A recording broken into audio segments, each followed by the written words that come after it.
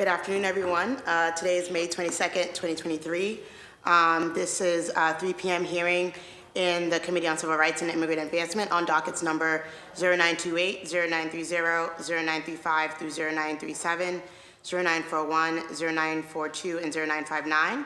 For the record, my name is Rights Immigrant. I'm City Councilor at Large. I'm the chair of the Boston City Council Committee on Civil Rights and Immigrant Advancement. I'm joined by my colleagues, Councilor, in order of arrival, Councilor Erin Murphy at Large, Vice Chair of the Committee, Council President Ed Flynn, District 2, Councilor Braden, District 9, Councilor Baker, District 3, and Councilor Coletta, District 1. This hearing is being recorded. It is being live streamed at boston.gov/city-council-TV and broadcast on Xfinity Channel 8, RCN Channel 82, FiOS Channel 960, and FiOS Channel 964. Written comments may be sent to the committee email at ccc.civilrights@boston.gov and will be made a part of the record and available to all counselors. I will try to slow down.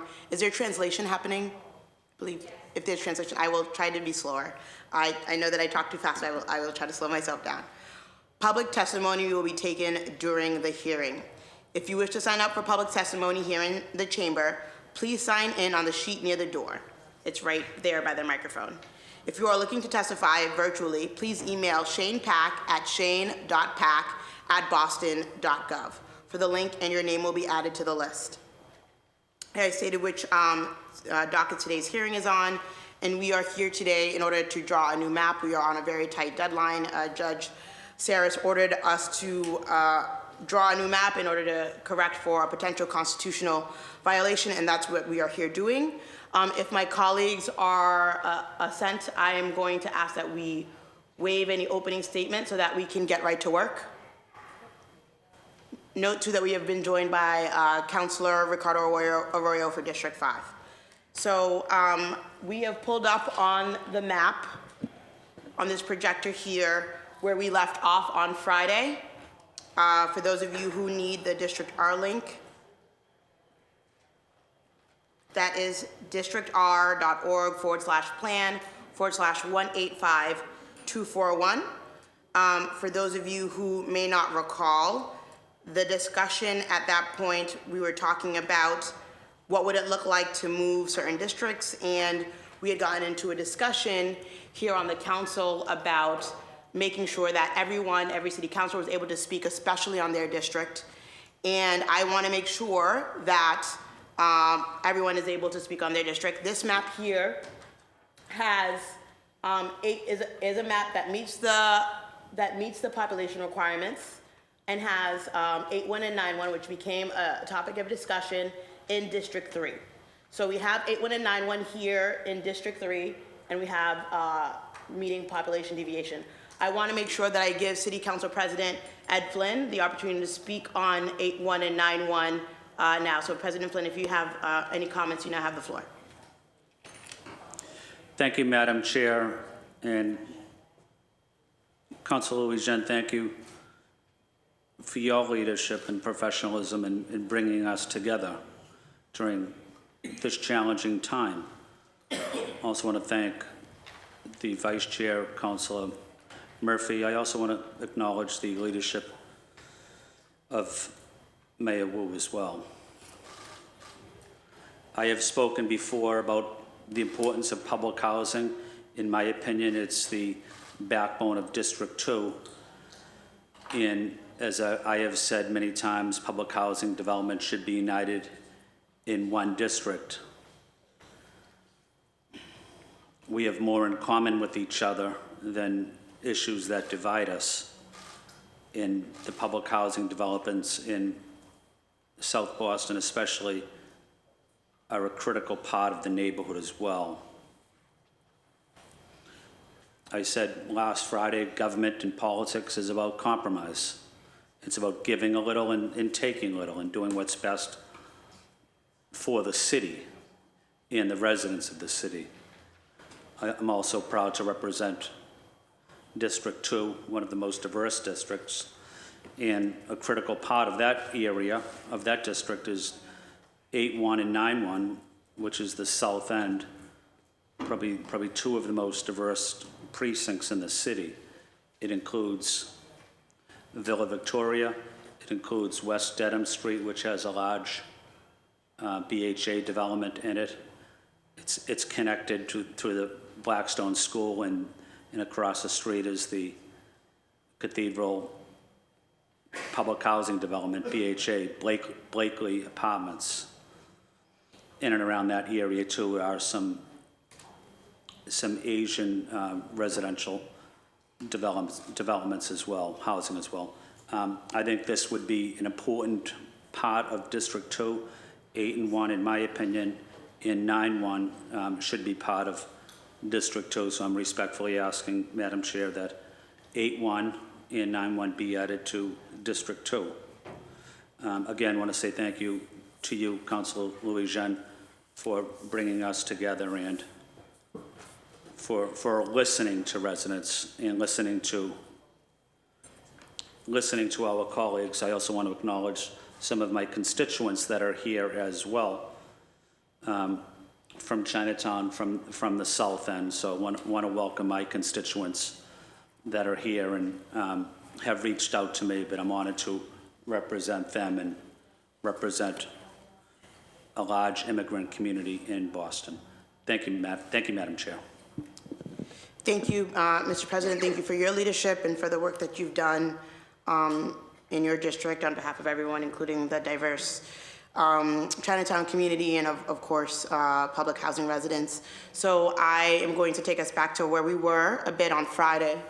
And Emily, if you could be so kind to put 8-1 and 9-1 as the, yep, Mr. President stated. Okay. So now we have 8-1 and 9-1 as part of District 2. But as you can see, their population is over.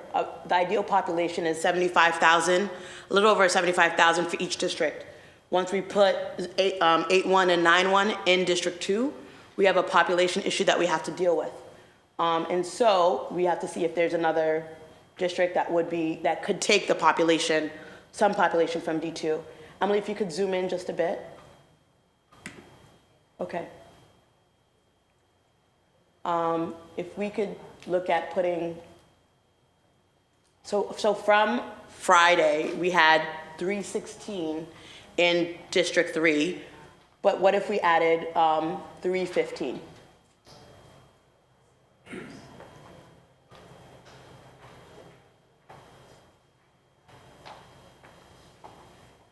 And Councilor Baker, I wanted to give you the opportunity to speak on this move as it does affect your district. I want to make sure that you are. Yeah, I like mostly that my district is intact. Speaking of the entirety district.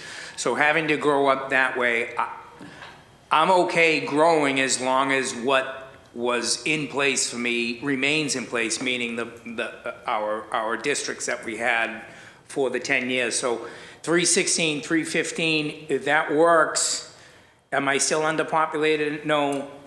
Are the moves made there, so I'm at 74? Yep, you're at 70. District 2 is still at 81 though? Yeah, we'll figure that out. Just wanted Yeah, I mean, I'm okay moving that way.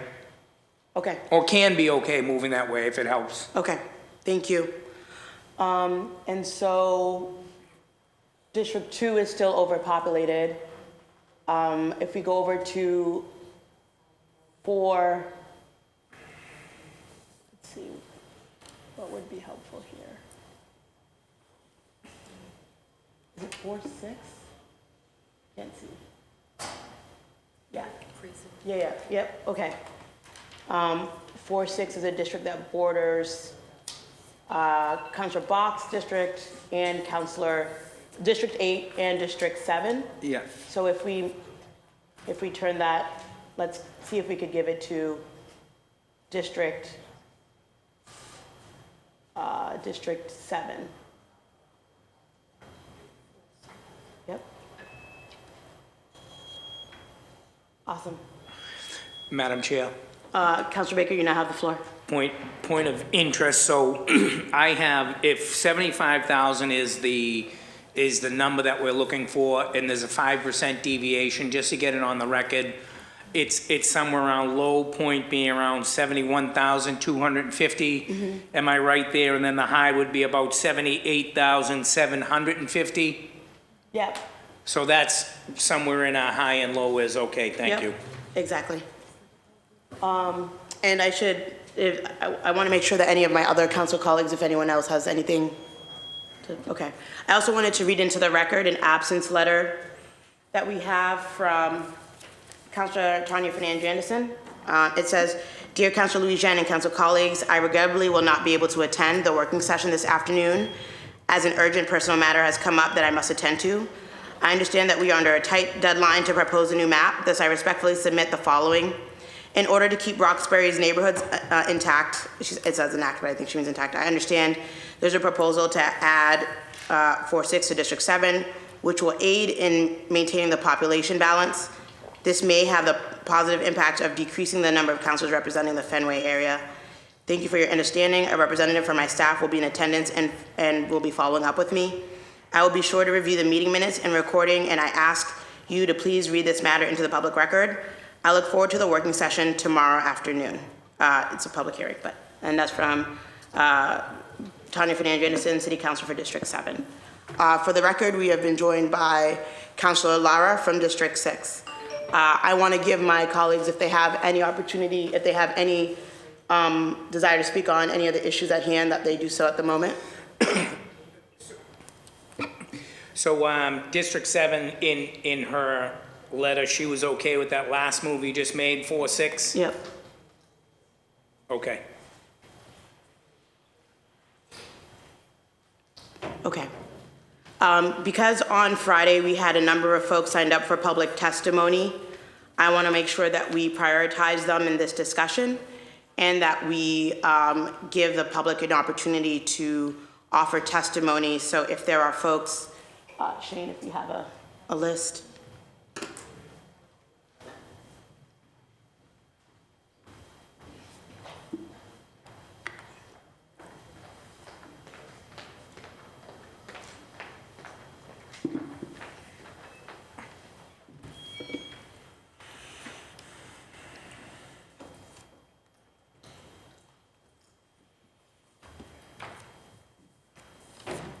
And do we have folks queued up virtually as well, Shane? Yes. Okay, great. We have one person signed up for public testimony, John Cushing, if you could come down and speak. Madam Chair?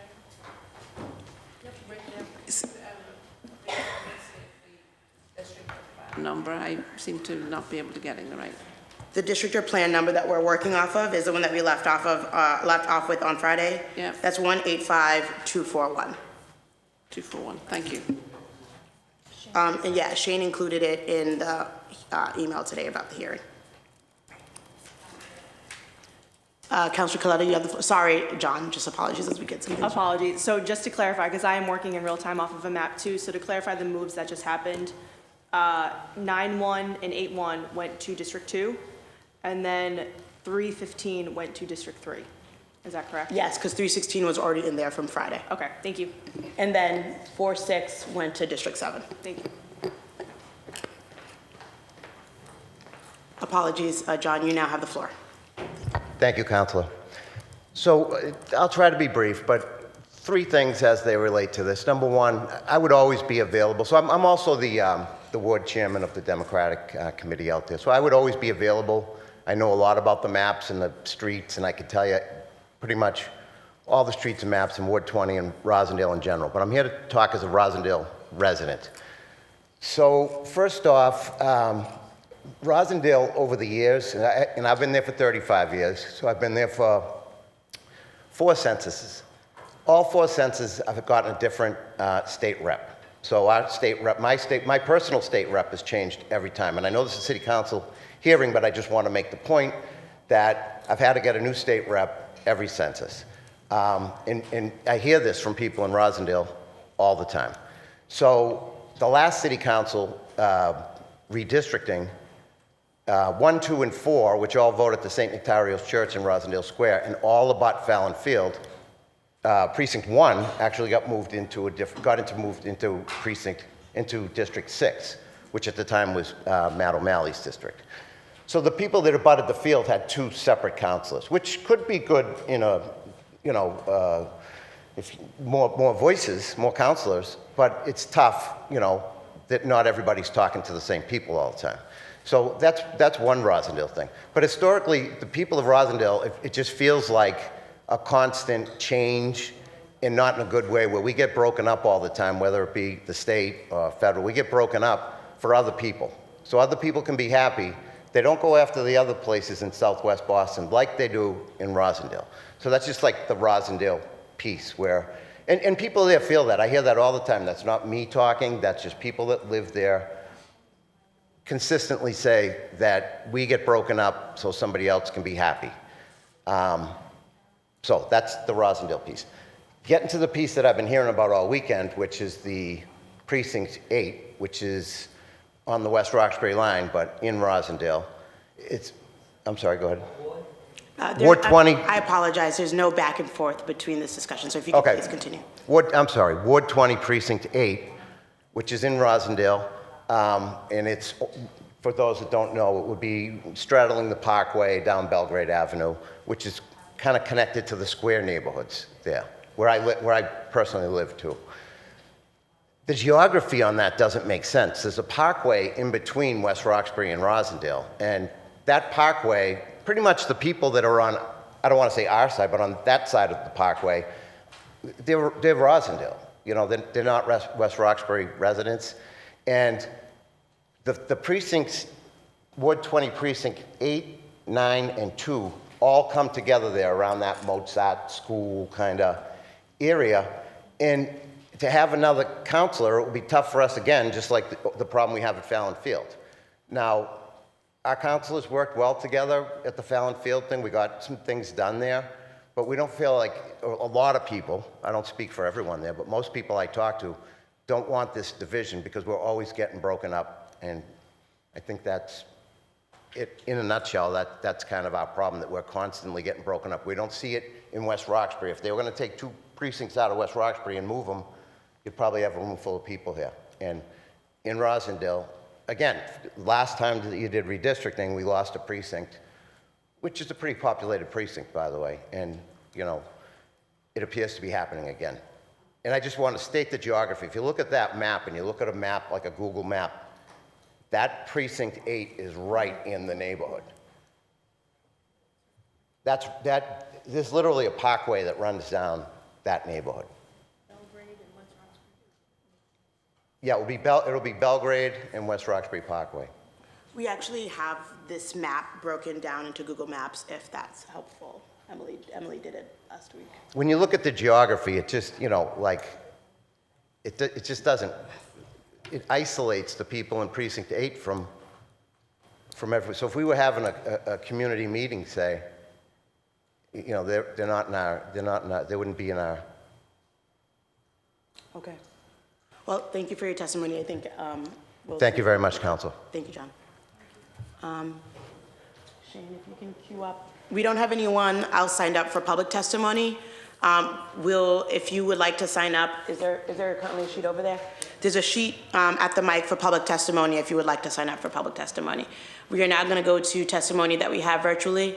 As a reminder, everyone has about 2 minutes to give any public testimony. Thank you.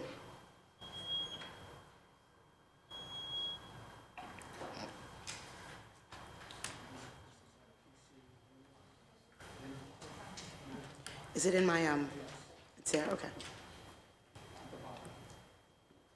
Okay, first up we have Casey Leonardon.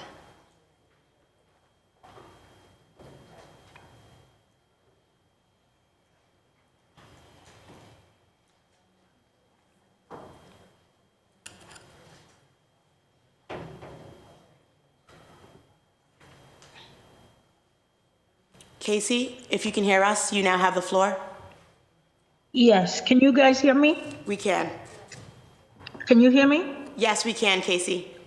You Do now have you the want floor. me to unmute? Do you want to see me in a video or what? It's if you want to show us your face, you're more than welcome to do that. But we're also fine to just hear your testimony. Okay, I am wearing a mask, so you can see my face either way. if that's okay with you. Okay. Here I am on the video. Okay, that's me. Great, Casey. Thank you for being with us. You now have the floor for your testimony. 2 minutes. Okay, I'm gonna get off of video again. Okay. All right, give me 1 second. Okay. Now I can't see any one of you. It's okay, we can hear you. So even if you can't see us, we can hear you. So you can provide your testimony. All right, I'm gonna go ahead. I am a candidate for District 8 City Council. And I know there's been meetings going on so far on this redistricting issue. And I wanna make sure that it goes on this meeting, on this record, that I, as a candidate, object to redistricting District 8. Because District 8 is not part of the issue that the federal ruling brought out. Hearing the idea of moving Mission Hill to West Roxbury, I'm not even sure where that came from. They're not even near each other. Just like the guy who just testified right now.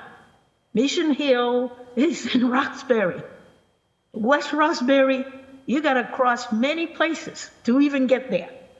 So as a candidate who's running for this seat, this seat is open right now. I think it is important to hear from all of us that are running for this seat, because one of us will be the city council for District 8. And they should not touch Mission Hill or whichever other area and not use it as a, as a kick around ball to satisfy the federal court ruling. So again, I'm making sure that you guys understand, as a candidate, I object to redistricting any area of District 8. It should be left to the constituents. It should be left to those that are representing them. I think they should focus on the issues that the federal court ruling made, and it didn't affect no District 8. We should be unifying them, not dividing them. That's all I have to say. Thank you very much, Casey, for your testimony. Next up, we have,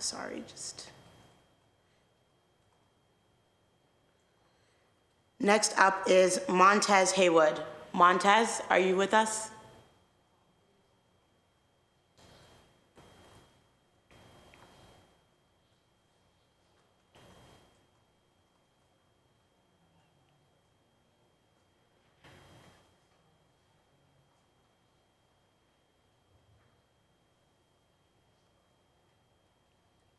I'm here. Thank you very much. Thank you, Montez. You now have the floor for 2 minutes for your public testimony. Thank you very much. Good afternoon, members, council members. My name is Montez Haywood. I also am a candidate for the District 8 seat. What I wish to say to you is, one, I appreciate that the federal government ruling has required a population shift that is different than what you initially planned. I would ask that you leave District 8 alone. Specifically, I would advocate that you move forward towards the original plan for the West End specifically. I would ask that you remember the historic harm that was caused to the West End by its destruction and separation. And it's been it's been a decades-long problem of having a split West End within the city. The previous map for the West End reunited the West End to allow it to begin to heal historic harm. I would suggest to this council that any effect that you would have on the breaking up of the West End would result in the need for another apology from the city. The West End most recently received an apology from the BPDA's predecessor, the BRA, for its actions in destroying the West End, which at that time was a historically mixed neighborhood that was involved everyone from every race and every ethnicity and every income level, that was destroyed by the city. I would ask you to remember the harm that was caused by the previous actions of the city before you go to modifying the West End and potentially removing the nature and character of the neighborhood trying to build. I would ask you come to the West End and look at the nature of these buildings and the character of this neighborhood. We may be high rises, however, we are building a community and we are getting stronger. We are turning into that beautiful melting and blending pot that our city is striving to be as other neighborhoods. I would ask you leave District 8 alone and allow us to get a city councilor into that seat so that we can advocate. I appreciate that there are at-large councilors that are also advocating for us. However, I would strongly urge you to leave the District 8 boundaries alone, also understanding that we can absorb some of the population density as necessary. And thank you very much, and thank you so much for bringing a sense of stability and sensibility to this process. Thank you. Thank you, Montez. Appreciate your testimony. Next up, we have Jovan Lissette.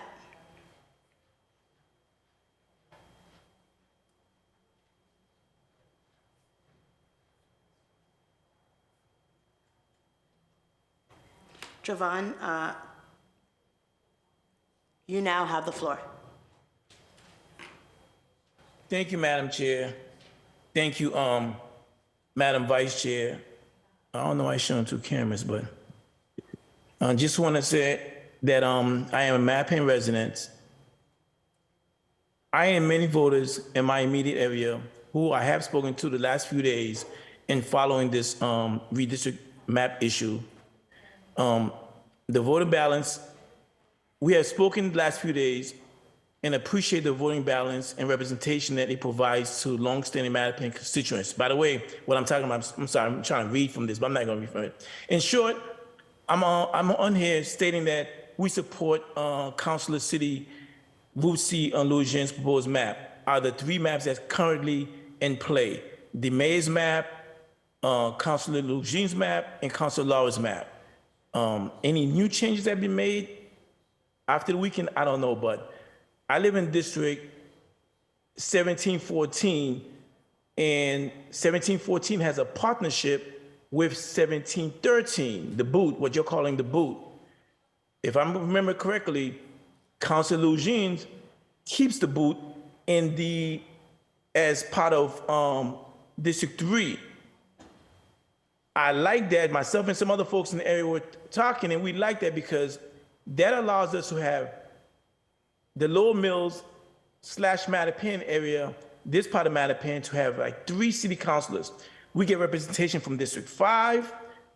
Since we're Mattapan, we get this representation from District 4, our current city councilor, and we get representation from District 3.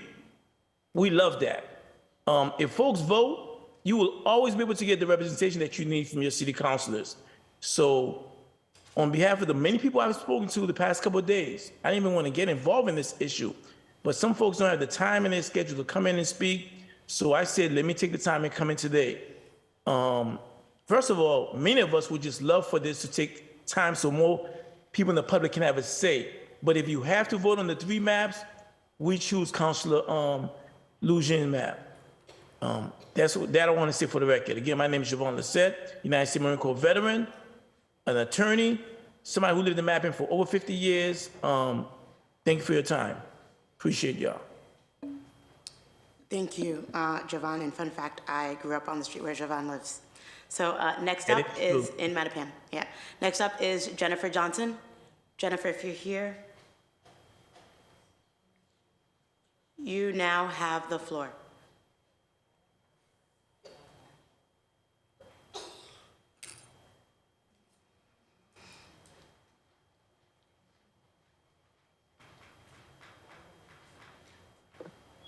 Hello, Councilor Lujan and everyone. Thank you for bringing this meeting together. And as was already stated, thank you for running it so civilly. As a candidate for District 3, I know, and I apologize, I can't seem to find the link for the map you're currently using.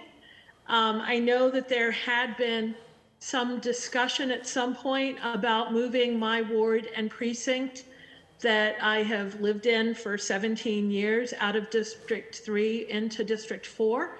I'm not sure if that is still on the table. I would just request your consideration that if it is on the table, that, well, not only for myself, but for everybody who's actually a candidate, that we not have our wards and precincts moved into new districts when we were basing our campaigns on a previous map. So I would just like that consideration, and I apologize that I don't know for certain what your current iteration looks like. So I don't know if you have me in District 3 or District 4 right now. So apologies that I don't know for certain, but I would love the consideration to keep me in District 3. That was all. Thank you. Thank you, Jennifer.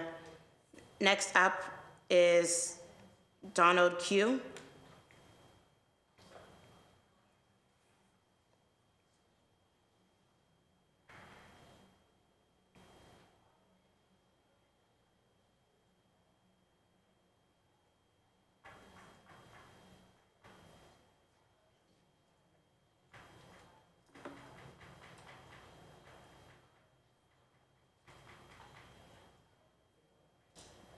Hello?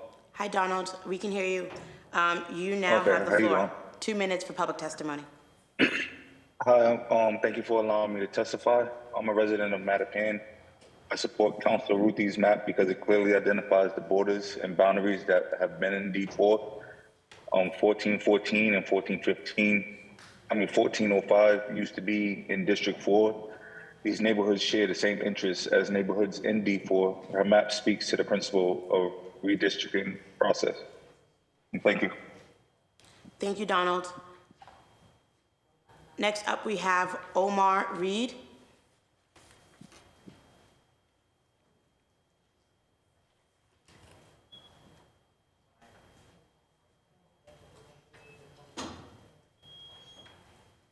Hello? Hi, Omar. We can hear Yes. you. You now have How the you floor. doing? Hi, Omar. Yes, Yes, how you doing? I'm a Mattapan resident, and I support Brian Worrell's map.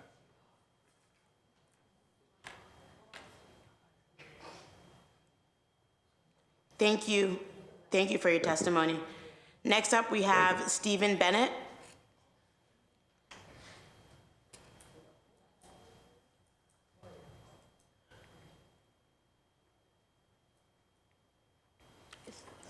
Oh, okay. Stephen, you now have the floor.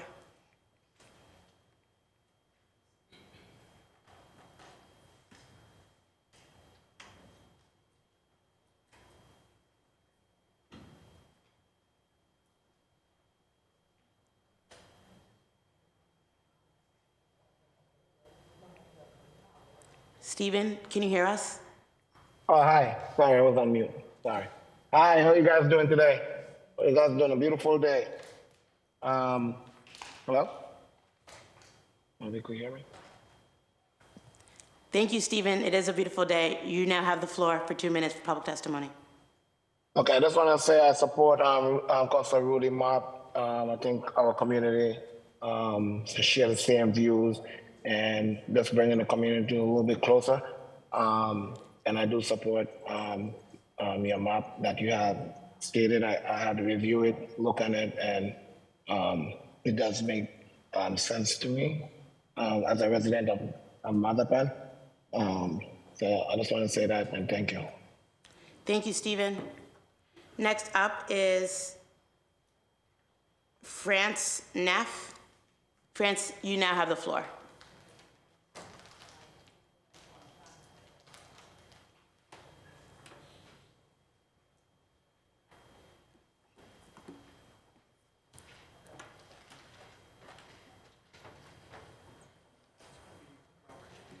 Okay.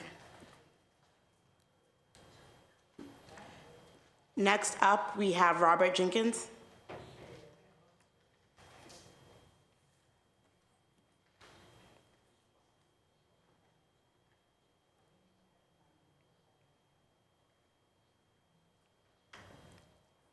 Hi, Robert.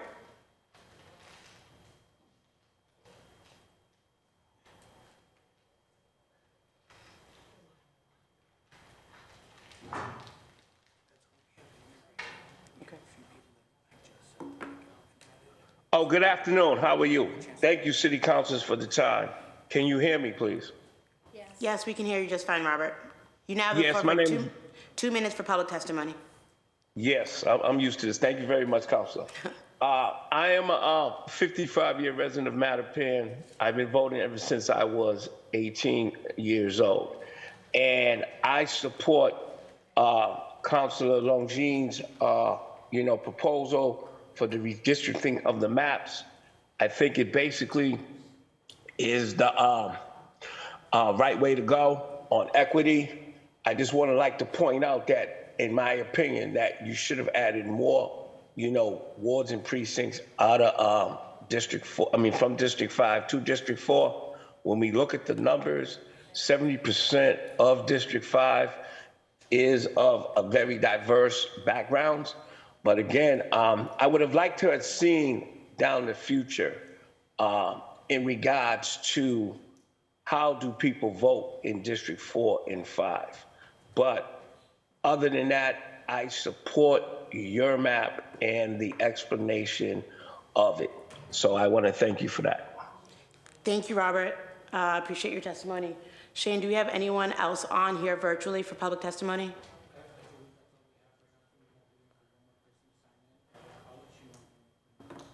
Okay, thank you. I will now transition back to in-person testimony. Oh, okay. Is that Phaedra?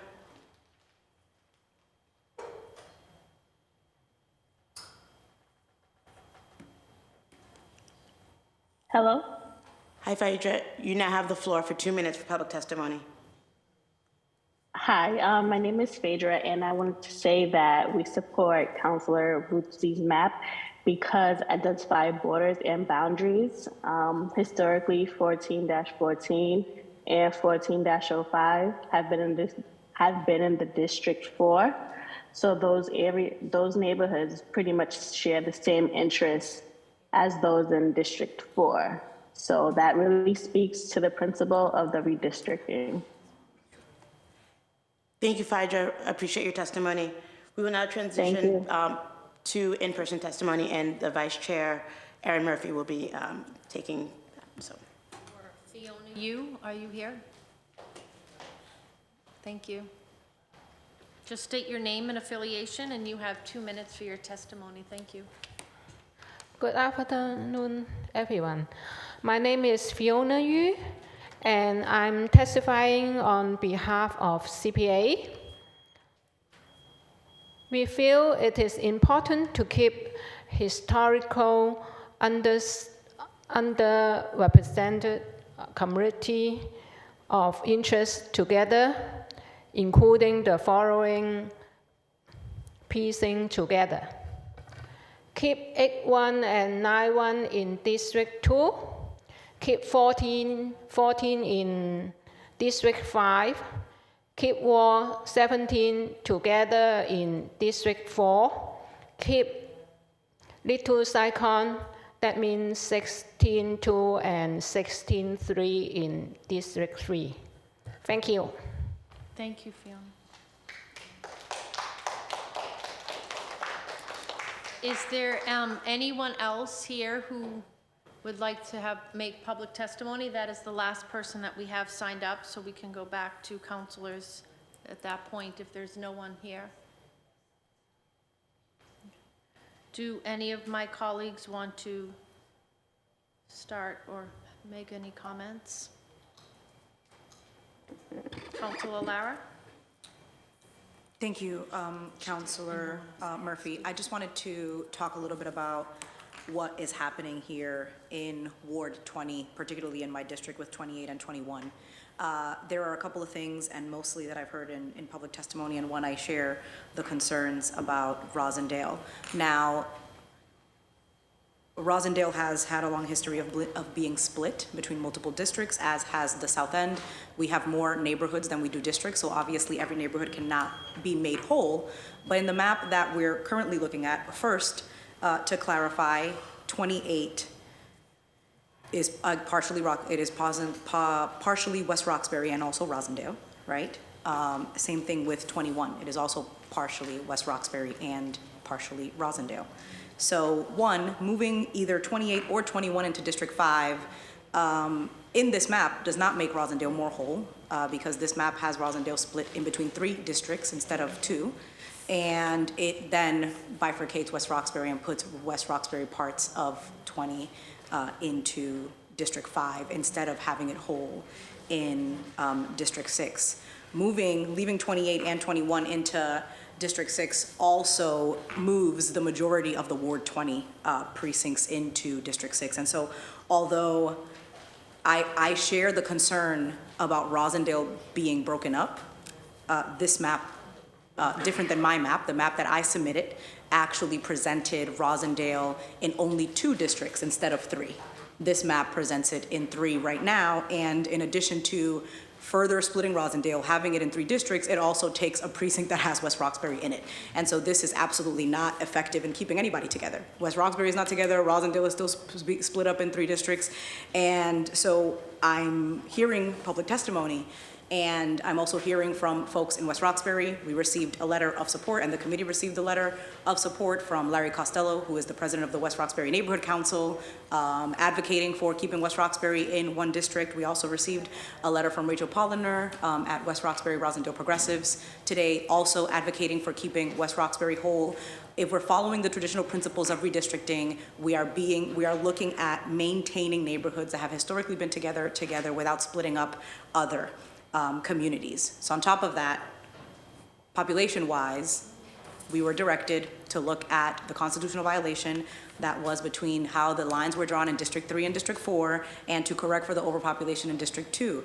Everybody keeps talking about this cascading effect. The cascading effect does not bring you all of the way to the other side of the city, as was presented in the map that I submitted to this body. It shows that you can, in fact, be surgical with the changes and keep neighborhoods together. So again, the map that is before us isn't solving any of those issues. It's not uniting any communities. It's making far too many changes on a side of the city that needs not be changed. And although I appreciate, rallying the troops and getting folks who are supportive of what's happening here to show up to this meeting, it is absolutely not in alignment with, 1, what the judge has given us direction to do, and what the majority of the people in those neighborhoods have to say. And so, again, particularly for Ward 20, Precinct 8, the Clay Auto Body is in 28. And for those of you that were here or even live in that neighborhood or live in that district, you remember the very public fight over where Roxbury Prep was gonna go. That is in West Roxbury. That is in 28. 28 borders, again, the most visible landmark of West Roxbury, which is the Holy Name Rotary.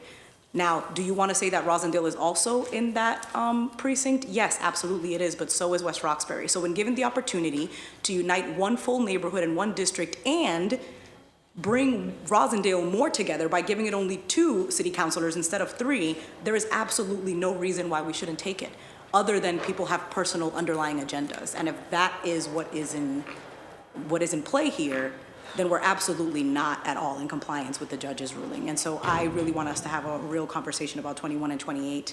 The people of West Roxbury have spoken about what they would like to see in their district as their district councilor. I am more than happy. There are people here who are at-large councilors who represent the entirety of the neighborhood.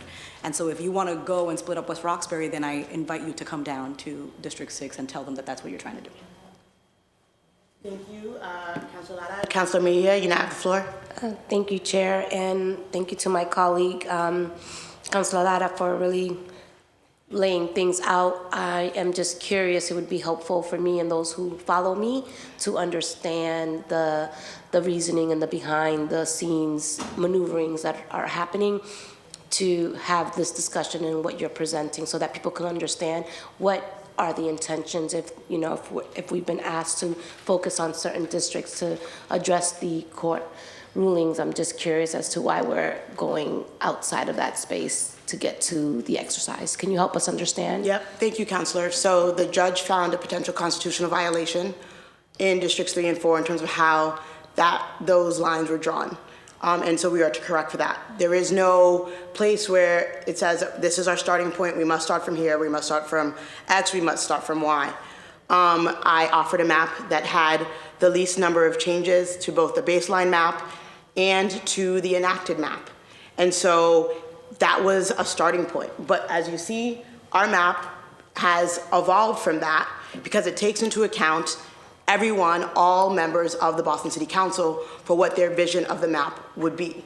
So if you look at 28, which was the issue here that we are talking about, 28 was in the baseline map. And it has been, my understanding, what happened was there were folks when we were having this hearing on Friday who I saw them afterwards and said, 28 is part of Rosendale, and it has been part of Rosendale ever since there were districts in 1983. And so I, like what is happening, went and looked at why exactly 28 was moved from the baseline map to the enacted map, and have heard testimony and have heard from people who say that 28 and 21 are a part of Rosendale. And that is what you have seen folks who are advocating for publicly, what I have received emails about, that's what's happening. Is that clarifying? No, not really, but I appreciate you spending the time to educate me. I'm just curious if you could just go in a little bit deeper into the, from what I understand, if I've been following this, is that 10 years ago, let's look at Mattapan, right? There were some changes made so that Mattapan, for District 5 to kind of actually be one of those opportunity districts. So I'm just curious how that is going to impact that if you remove Mattapan out of District 5. Can you tell me what the domino effect would be of reversing it back to the way things used to be? There's no removing Mattapan from District 5. 14-4, sorry, 14-4. 14-4? 14-14, sorry. 14-14? 14-14, since districts were created as well, was part of District 4. And the last redistricting cycle, it went to District 5. It got to District 5. So that was what, from what I understand, based on that was what was able to create a space for folks to elect a candidate of their choice, or at least expand the voter, opportunity. So I'm just curious, why go back to the way things used to be? So when we are correcting for the judge's potential constitutional violation, there's a domino effect from the line of 3 and 4, sending 4 to 14-14 when the historical lines of District 4 included 14-14 makes sense because 14-14 has been part of District 4 and is part of Mattapan. And so there is a Mattapan story within District 4 and within District 5, and that's the reason for the change. And so let me ask you, since you are the chair now and you're in charge of this whole process, are we now going through the conversation with your map and Councilor Lada's map is no longer on the table? So that I'm clear, so that I understand your rules of engagement and how you're going to roll? Councilor Mejia, we started off with my map that has now become a map that everyone is putting input into. So I actually don't care if it's my map or someone else's map. Councilor Lada's map included, and if you look at my map compared to Councilor Lada's map, they're actually quite similar. The differences is how you rectify the potential constitutional violation that is on 3 and 4, and where you send District 4 and what results from that. So it's a starting point. It has since evolved. I don't care whose map it is. I want the map that's going to get us to a place where we have a new map in place. I'm just trying to understand the rules of engagement here. At some point, is this the map that we're going to be building off of? It is the map that we've been building off of since Friday. Okay, so all the other maps are off the floor now? Is that what I'm hearing? The maps are incorporating moves from other maps. Okay, so it's okay. I'm still a little bit unclear about where and how you, like, so we're building off of your map. Sure, Basically, I is offered that- a map for the council because as chair of the Civil Rights Committee, it is within my purview and my responsibility to lead us forward on this. I did not want to offer a map because I wanted us to collectively, as a body, decide on a map. But for us to have a talking point, a starting point, I offered a map. It also happened to be, as Councilor Braden stated on Friday, she spoke through the numbers, the map that had the highest percentage of core retention, the fewest number of changes. And also, I filed the map knowing that it would have input from my councilors and knowing that would be that there would be additional changes. So that is the starting point. It is not the ending point. Okay, so then, so that I'm clear, then Councilor Lara, just so that I'm, through the chair, that her map, Flaherty's map, and Wu's map are no longer part of this discussion. So everything that we're talking about is going to be building off of the map that you've presented. We have been building off of the map that I presented, Okay. yes. Councilor Arroyo, you now have the floor. Thank you very much. Yeah, to me, that's a pretty bad District 5. I'm just going to be really honest about what I'm looking at here. You keep bringing up 10 years ago, but you can go ahead and zoom in 1912, 1807, which are also Rosendale, were part of the district 10 years ago, but you don't reunify them. And so to me, that's a very weak argument to take Mattapan precincts that have been a structural part of the District 5. District 5 is 70% Mattapan right now. Yes, those precincts came into the district 10 years ago, just like 1912 and 1807 came into District 4 10 years ago. And yet you're talking about keeping those two precincts out, even though they unify Rosendale, even though there's only two things, this is the judge's opinion, there's only two things that the judge noted that seemed like she noted them as positives. The first one was that 16-1 and 16-3 reunited communities of interest in Little Saigon in District 3. She makes that point. And the second one is that the plan unified neighborhoods in Rosendale by shifting precincts 1807 and 1912 from District 4 to District 5. And yet you keep saying we're doing everything in response to the court order, but the court order makes very clear that she thought that the 1912 and 1807 re-addition to District 5 made sense. And so instead of doing that for reasons that I can't quite follow, because there's the 15s, there's more things over there where the actual population imbalance exists, we're cutting into District 5, which is technically, as of today, exactly, if you just put District 5 exactly as District 5 existed when this first started, it's actually population compliant. And so instead of doing that, you're taking 14.5, 14.14, you're not rejoining it with 18.7, you're not rejoining it with 1912. All this talk about, oh, we got to do 28 because there's a little bit of Rosendale there, or 21 because there's a little bit of Rosendale there. There's a good amount of Rosendale in 18.7, I can tell you that right now. 1912 is half Rosendale, and we talked about, all I heard over and over again was the things we were doing down there in Mattapan was because the lines don't make sense. That looks like that makes sense to you, that huge chunk with the turns and the twists and all of that makes sense where people know where they're represented, because that wouldn't make it more clear to me what I'm looking at right there. And so when we're talking about unifying neighborhoods, I hear what Councilor Lara is saying when she's saying there's two precincts, that if you put them, 21's already in District 6, if you put 28 into District 6, then all of West Roxbury is essentially unified, which is essentially what the judge's order says, is that it makes sense in instances where a simple change of a precinct here or a precinct there can unify a neighborhood. It makes sense to do that. But I don't understand why we would do all of this backwards logic that 14.14, 14.5 were part of that district 10 years ago. Well, so was 1912, so was 18.7. Those are both Rosendale. This map no more unites Rosendale than it was before. It's actually the same problem, and I'm just going to be very frank that the communities of interest in 1912 and 18.7 and the communities of interest in 21 and 28, those are two different parts of Rosendale. They're very much two different parts of Rosendale. In 1912 and 18.7, I have heard from folks that are on that border all of the time. That's Cummins Highway, that's Hyde Park Ave, and they often feel like they don't know who they're supposed to be going to as well. And so if we're talking about a map that does all of this maneuvering where you take essentially 3 precincts of the 6 that represent Mattapan in District 5 and stick those 3 precincts in District 4, you've essentially diluted the Mattapan neighborhood's ability in both districts, frankly.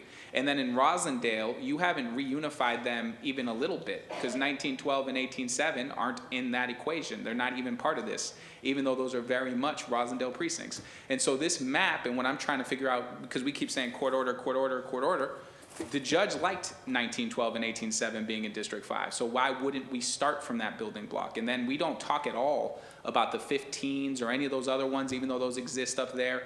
When we're talking about population balance, we're pushing all the way down into the south side of this map, and I don't have any good reasons that I've heard. I've heard, oh, 10 years ago, that's what it was. Well, 10 years ago, 1912 and 1807 were in District 5, so there's no good explanation for that. Oh, well, it helps clean the lines up. Well, that doesn't look like it cleans the lines up to me. I'm looking at it right now. It does not look very clean. Oh, well, it certainly doesn't strengthen Mattapan's voice or ability to have a person of their choosing in District 5. I can tell you that right now. And in Roslindale, you're basically not changing the equation whatsoever. So all the district does is lose Mattapan precincts, keep about the same amount of Roslindale, but not the parts of Roslindale that were 10 years ago in that equation. Whereas on the last map, you lost 28, which really, based on what Councilor Lara and West Roxbury are saying, wasn't really a loss as much as a unification of West Roxbury. And in return, you got 1912 and 1807. And so I recognize that we have issues with the 16s. I recognize that 1713 for some reason on this map is no longer unifying Lower Mills, which is also 1714. That's fine. That's a conversation for Councilor Baker and Councilor Worrell to have. But there's a number of precincts there that impact the borders of District 3 and District 4, as well as borders of District 2, where this issue can be solved. I don't think the court order basically said, hey, why don't you completely go in and rewrite what District 5 and District 6 look like, when that's not really necessary. And so I'm just trying to figure out what the logic is here, because I'm hearing arguments that don't make a lot of sense. Like, just because they were there 10 years ago, they've been an integral part of District 5, and in the ability for Mattapan to choose someone of their choosing in District 5, to water them down in this way is frankly, I think, inappropriate. And then on top of that, to say that 1807, which was in District 5, for every other time, so we're talking, that was a 10-year ago change. So 1807, 1912 have been in District 5 for a very long time. And so if you're making that argument, then those should be coming back. They shouldn't be staying over there if that's the argument. But I think that there's a number of issues I have with this map, which is it dilutes the Mattapan neighborhood of interest that I have there in a way that I think actually hurts their ability to have someone of their choosing in District 5 and doesn't much increase their ability to have someone of their choosing in District 4. And then you still have Roslindale split up here into 3 districts in a way that, you know, you could put one precinct here or put one precinct there, but the way that it worked, it wasn't like an accident. The way it worked last time was 28 because of the West Roxbury requests, and 1912 and 1807 were coming in. On balance, there was more Roslindale inside of District 5 than there was on the last map. And so I recognize that I don't think there's a single map we can do that unifies all of Roslindale. And so we're really just trying to figure out how we make those balance. And then you go to like sort of the communities of interest that are focused around Cummins Highway, which is right there. American Legion is right there. There's a High Park Ave is right there. So there's like a couple stretches of community corridors that are a sort of hotspots for both development as well as just transportation issues that we have, where you can put them both in one district, so it makes sense to do that. So there's a number of reasons, whether we're talking about the actual neighborhood, where we're talking about actual geographic sort of landmarks or demarcations, that these would make sense. This doesn't make a lot of sense to me. It doesn't look like, that doesn't look compact or clean. I'm sure it might pass a compact test, but if the argument is that we can't put 1414 back into this district because we don't like the way it looks, this doesn't look better. And so I'm just trying to figure out how we're getting to that, because that doesn't make a lot of sense. And we keep saying that this is a situation where we're talking and listening to folks, but I hear Councilor Lara raising concerns for her district. I've raised concerns for my district, and not a single thing that I've raised has been reflected in that map. And not a single thing that she has raised has been reflected in that map. And so when I'm sitting here and hearing you say this is a map that's everybody's got a say in it and it's being reflected this way, that way, the other, I'm not, you know, when we were doing this last week, I guess on Friday, it was like, well, the population's off a little bit here, so I'm just going to take that. These are like real people with real neighborhoods who have real voting histories, who have real shared interests. And so when we're doing that, and I look at all the 15s, there was nothing here that stops 1912, 18-7 from being returned to District 5, and some of those 15 precincts literally just being matched out. And so I'm very confused by how we're making decisions on what we're prioritizing one way or what we're prioritizing the other way, because that's Dorchester both ways, but that's Roslindale being split right there at 18-7 and 1912.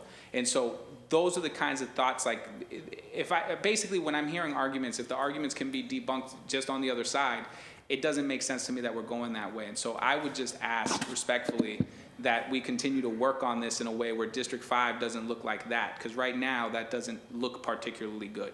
And visually it doesn't look good. From a neighborhood standpoint, it dilutes Mattapan without increasing Roslindale representation. So you're diluting Mattapan and not increasing Roslindale representation. So none of this makes a lot of sense to me, not to mention the shared voting interest in terms of what those neighborhoods represent and who they represent and what kinds of communities of interest are being pushed in and out. That's pretty bad. So if that was like the final spot, which I'm assuming it's not, that's not a good final place for me as a counselor from District 5. I couldn't support that. And so that's just me being honest and open in this place about where and how I feel about what I'm seeing, and the fact that I'm not seeing any of the things that I have said at any point reflected in this map, nor any of the things that Councilor Lara is saying reflected in this map. And I have real concerns that we have to essentially do something by Wednesday, and these kinds of changes where you're taking half of the Mattapan precincts out of District 5 with no voting analysis, with no actual numbers, with none of those real things that impact how we're supposed to do redistricting. Those aren't minor changes. Those are massive changes to the outcomes of these districts. And when we're doing it at the expense of not even sort of unifying more so a neighborhood, I don't really fully understand it. And so that's where I'm at. I think there's some work here that has to happen on the 4 and 5 border. And maybe me and Councilor Worrell should have conversations about that. But I think there's a number of different things here that still have to get sorted out. Thank you. And I want to make sure I give my other colleagues an opportunity to speak, but I also want to say that several things just to address what you were saying. 1912, 10 years ago, I believe was a part of District 6 and not a part of District 5. So 1907. If you go back, so if you go back in time, I just know my district. If you go back in time, 1912 was it? So Councilor, 1912 was part of District 6. Wanted to say that. Also, just want to note that in my original map, 1912 and 1807 were in District 5. Just as further proof that we have evolved beyond what my map is to take into account sentiments of folks here on the council and of the public. There have been no incorporations from everyone's map. Councilor Latta had 7-3 in District 2, and her map, I did not have that. That is in this map. And so I take your point, and I'm now going to turn it over to your points, and I'm now going to turn it over to Councilor O'Rourke. Thank you, Madam Chair. And two, I know on the map, on this image, it might not, looks like jagged edges, but some of those jagged edges are major streets in our community. So one of those jagged edges is Morton Street. The other one is West Selden. The other one is Blue Hill Ave, and the other one is also Norfolk Street. So those are real clear, identifiable major thoroughways in the community, which our constituents and our neighborhoods and our residents can identify what neighbors, what district they're in based on what side of the street that they live on. So although it might look jagged and cut up on this screen, when you're on the ground in the community, those are clear, distinct, major thoroughways and major busy intersections in our community. So I just want to put that on the record. And then also, there were 4 districts or 4 precincts that moved out of District 4 in the last redistricting. So this is not undoing what we did in the past in the last 10 years. This is simply rectifying the population issue once we're moving 1601 and 1603 out of District 4. And we have to find a way to grow, and we've heard from people over at 15-1 about breaking up their neighborhood, and the ward committee has spoken out in the last process on not making sure that we split them up even further. And this unites the rest of the Ward 14 under one district, which I believe will have the same interests, and just unites that ward under District 4. Thank you. Councilor Lara? Thank you. Identifying identical thoroughways is not a part of the traditional principles of redistricting. Just wanted to put that on the record. Thank you, Councilor Lara. Councilor Mejia, you have the, Councilor O'Reilly, you can respond. Yes, well, I was just saying that they're not just jagged edges. Like when you get to the community level on the streets, those jagged edges are actually major thoroughways. Thank you. Thank you, Councilor O'Reilly. Councilor Mejia, you now have the floor. Yeah. I'm just so glad that we're going through this whole process so publicly because it's educating people about politicians and how we all are. So I'm so glad that this is so transparent because I think that there's a lot of things happening here behind the scenes. You know, that when people really look at redistricting, it's a lot of development, it's a lot of, you know, who has the power, right, and all that sort of stuff when we know that. And I also think that there's a lot of alliances that are happening and that you could see these things kind of at play. And not to undermine this process because I know you're doing the best that you can, Chair, trying to wrangle up all these different diverse experiences and political interests. But I will say for the record that I have learned a lot about myself and my colleagues and this process just by watching the maneuverings of like the decisions that are being made and how things are manifesting and how we're all like manifesting this work. And you know, it is a reason why people don't trust government.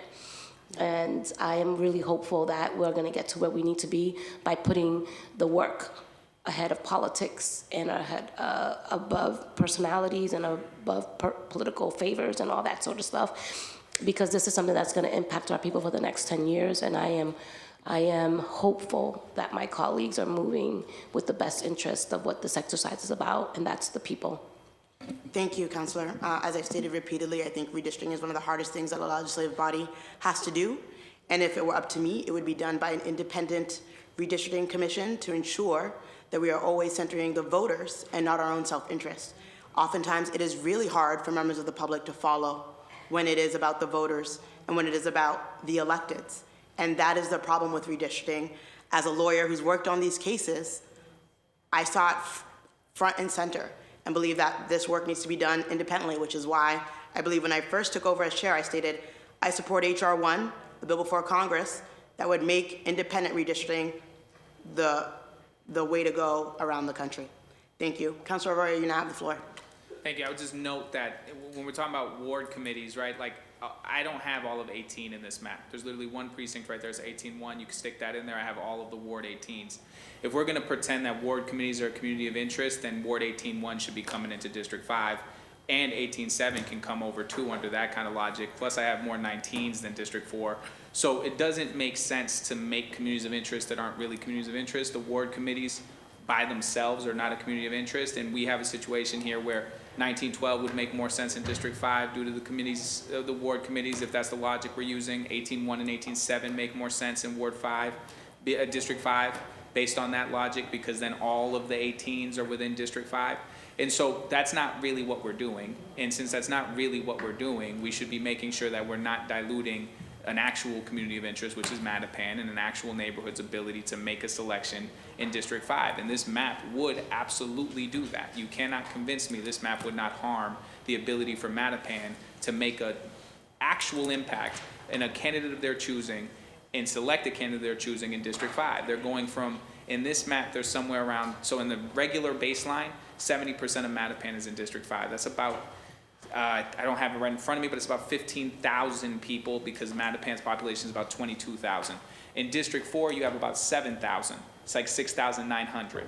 To make this dramatic of a change or a cut in Mattapan and Mattapan residents' numbers in District 5 absolutely weakens and dilutes their ability to speak in District 5. And I would just note, because I believe Councilor Braden has introduced it, there is a letter from our last mayor, well, actually now it's like 3 mayors ago, but Mayor Menino, but the last mayor who had a part in the redistricting process, where he actually vetoed a map that did essentially what you're trying to do here on the basis that he believed it would lead to voter dilution.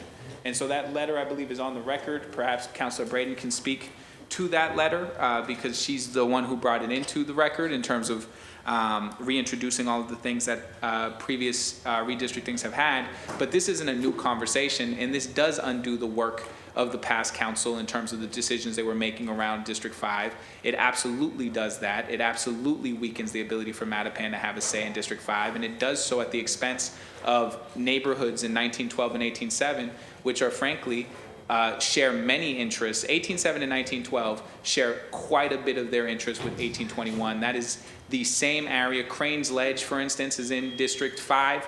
1807 is right next to that. It's right on the line. That's right where Walk Hill Street and all of that is. There's a lot of shared interests in that area. And frankly, those are communities of different ethnic minorities and groups that are very much banded together in terms of how all of that route works. That's a lot of Caribbean Americans. That's a lot of folks who are shared in interests and should have the ability to stay together. But in this map, they're separated in a way that doesn't make sense. And even if we're going to try and say that wards are somehow a community of interest, then it doesn't make sense that 1801 and 1807 would stay in District 4, and it doesn't make sense that 1912 would stay in District 4. And so when we're talking about giving more Dorchester to what is a majority Dorchester district, because District 4 is a majority Dorchester district, it doesn't make sense not to look at how we're looking at how we move pieces. And to be clear, I'm not saying that all of that can't be changed. That's not what I'm saying. So I want to be clear that I'm not saying that the only map that is acceptable to me is a map that doesn't touch anything at all. What I am saying is the fact that every single place where District 4 grows is District 5 makes absolutely no sense. There's not a single part of that map where he goes into Dorchester, where District 4 goes into Dorchester, even though it's a primarily Dorchester district. It only pushes into Roslindale, where they don't have a lot of it, so Rosendale's voice is weakened in that. And then it's also diluting Mattapan's ability to speak in District 5. Every single time you say you have a population issue here, you're actually taking from District 5, and you're not actually making, so for instance, when you give 16.1 and 16.3 to District 3, there's no equivalent change on the District 3, District 4 border when you get up to the 15s. And so you keep saying, well, maybe we've heard from some of the 15s. Well, we've heard from some of these folks too. I have personally heard from them, and I guess I got to schedule them up to call in here on Tuesday so that people know they're real, but they are real, and they certainly don't want to see this happen to what we have going on here, where Mattapan is diluted in District 5 and Rosendale continues to just be a tiny piece of District 4 when it could be reunited back in District 5. And so that is all I am saying. I think I'm on the record on that, but I heard the wards raised, and that to me is a very poor argument when it comes to the 14s, because you could say the same thing about the 18s and you could say the same thing about 19. So it doesn't really make sense. Thank you, Councilor Arroyo. I believe do we have someone queued up for public testimony? I believe, Rep. Holmes is on Zoom to testify. So Rep. Russell Holmes, you now have the floor.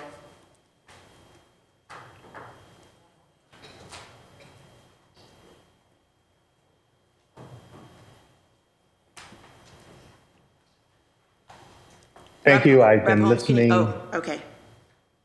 Thank you. I've been listening over the last half an hour, so I apologize if I missed the beginning of the meeting. I want to, since I've been limited to just 2 or 3 minutes, I'm going to say all of the things that I just heard my current city councilor say is exactly what I want to reiterate. I am a state rep who represents all of the precincts you guys just said: 18-7, 19-12, 14-14, 14-5. Certainly, I want to echo loudly: 18-7, 19-12, all along American Legion Highway, all along Cummings Highway. Do not break those things up from the other parts of American Legion Highway and Cummings Highway. They should all be together. Very much to his point, Crane's Ledge comes right in 18.8 and abuts 18.7. Absolutely, I've heard as much from the folks, Rick and Lisa, who's in 18.7, as I heard from the folks who are in 18.8. Absolutely should be in this exact same area. I'm going to do this from a state rep perspective and say, when I arrived in 2010, elected in 2010, there were 10 seats in this country, in this county, in this state that were majority of color. We went from 10 to 20, and now from 20 to 33. That was because of the fact that we believe that the Voting Rights Act and the 14th Amendment were to go and help disenfranchised communities. Now all of a sudden we're making a decision about how do we help white communities, and it sounds to me from what I've heard in the last half an hour, we do that at the disadvantage or at the challenge of taking Black and brown communities and now dividing out those precincts. And so I know I'm in 2 minutes or 3 minutes, but let me just simply say. You're at 1 minute, 30 seconds, so you have more time. And you're also a rep, so you get more time. let me just simply say, all of the 16s and 16, 1, 16, and 3, why do those things, why do those challenges align and find a problem in 3 and 4? That's where the judge said it. I don't see why we're touching 5 at all. And 10 years ago, I know we keep hearing, hey, this is something historic. Well, historic was we had never had nothing but white counselors out of District 5. And so now we've aligned and had it so that black and brown folks can have more influence. I live in Ward 1414. I am here to say, please do not move 1414 at all back into District 4. For you guys saying that you want to combine 14, I represent all of 14 except for a couple precincts. And I gave a couple of those up in our redistricting. Yes, Councilor Mejia's points about the politics of all of this and Councilor Eugene's points about the politics of all of this doesn't matter. I agree. If it was an independent council or independent decision, that would make sense. However, the Mattapan community needs to stay as much as whole as it can. Please leverage what we've done at the state level. You can even use some of our maps because we definitely did all of these communities of interest conversations. That is why 14.5, 14.14, 18.7, 19.12 are all still in one district for the same reasons that we're trying to keep them in District 5. We, as communities, should be trying to make sure we can strengthen 5, not weaken it. And I think I heard you kind of give it more of 20s. 20s will weaken the opportunity for, again, to keep a person of color elected in District 5. So if we're trying to say we're trying to protect marginalized and disenfranchised communities that's been disenfranchised for centuries, please do not break up 5 to protect white folks in District 3. I think I'm at my minute and a half. I'll come back tomorrow and get the other part of my statement. Voting Rights Act, 14th Amendment, it's to protect people of color, not to protect white folks. Thank you very much. Thank you, Rep. Holmes, for your testimony. I appreciate you taking time out of your schedule to speak to us. I just wanted to check if there's anyone else here signed up. Councillor Braden, you now have the floor. Thank you, Madam Chair. Just with reference to the question about Mayor Menino's comments on the previous map 10 years ago, Mayor Menino, when vetoing the council map, said in September of 6th, 2012, that the concentration of black voting age population and non-white voting age population in District 4 is of particular concern. That's what, quote, Mayor Menino, and that's what led to Mattapan and D4, D5 being drawn in the way that it has been drawn in the existing map that we all got elected on. So the other thing that Dr. Hanley said that she cautioned against sort of making a lot of changes, you know, as a consequence. Voting has been racially polarized in Boston from municipal elections, particularly in the preliminary elections. And as a consequence, districts that provided minority voters with the opportunity to elect their candidates of choice should be maintained.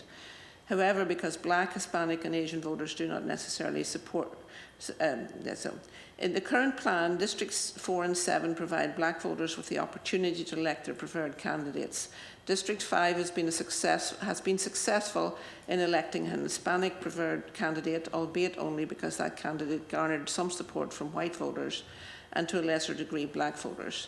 A district-specific functional analysis of the proposed plan, you know, so it's basically saying that we would need to have some analysis, you know, and I think the sense from Dr. Hanley was that we should not do minimal changes with the existing, because we've sort of worked this out in the previous cycle, and try not to upset the apple cart and impact the opportunity district that District 6 is. No, hang on, District 4 is. Just to do minimal changes, that the legislation doesn't call it, or the court case doesn't call for us to really make radical changes to that area, and then just looking at the voting age analysis of how any potential changes that we're discussing today would impact that opportunity district. Thank you, Councillor Braden. I appreciate those comments.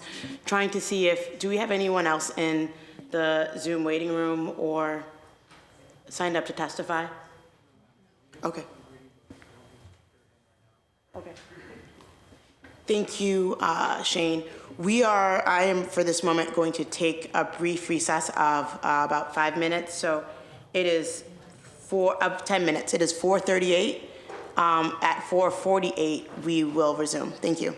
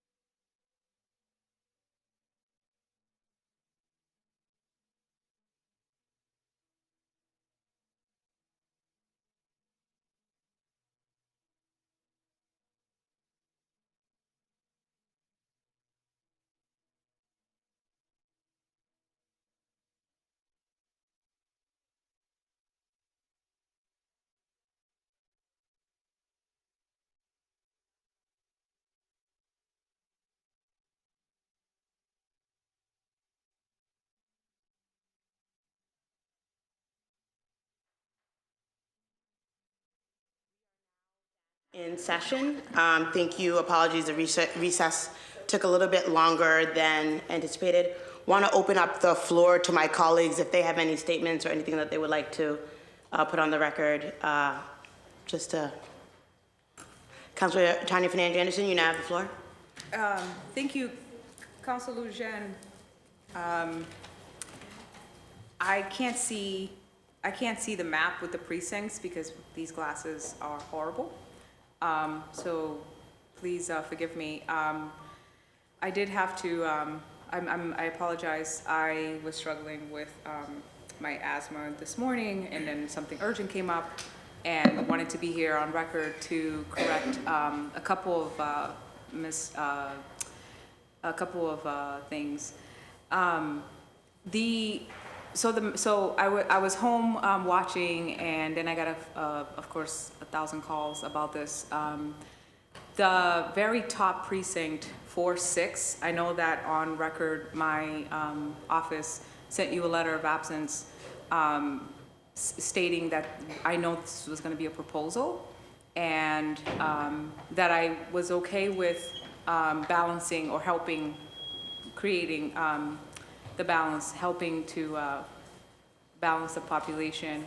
However, I really would have liked if it can be a precinct, and I think it is a give and take here, right? Mm-hmm. So I really would like it to be a precinct that has more, that's one, more contiguous, and two, more in common with the current neighborhoods in District 7.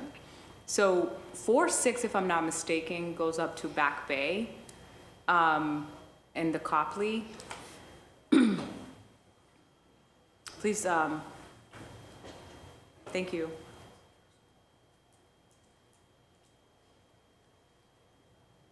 And again, no issues with taking on additional numbers, although I'll be at 70, District 7 will be at 78,000 people.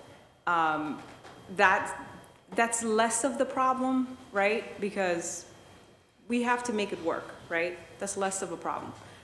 So I'm with you on that. I wonder if we can go into Mission Hill, where I already share some of Mission Hill. I've gotten a lot of calls from the communities there, the neighborhoods there, the ones that I already currently share, especially by Heath Street, where I share the housing there. And they've asked me to advocate. They feel that they have very little in common with Fenway. And so I guess that's sort of between Mission Hill and JP, and they feel like they're kind of out of place.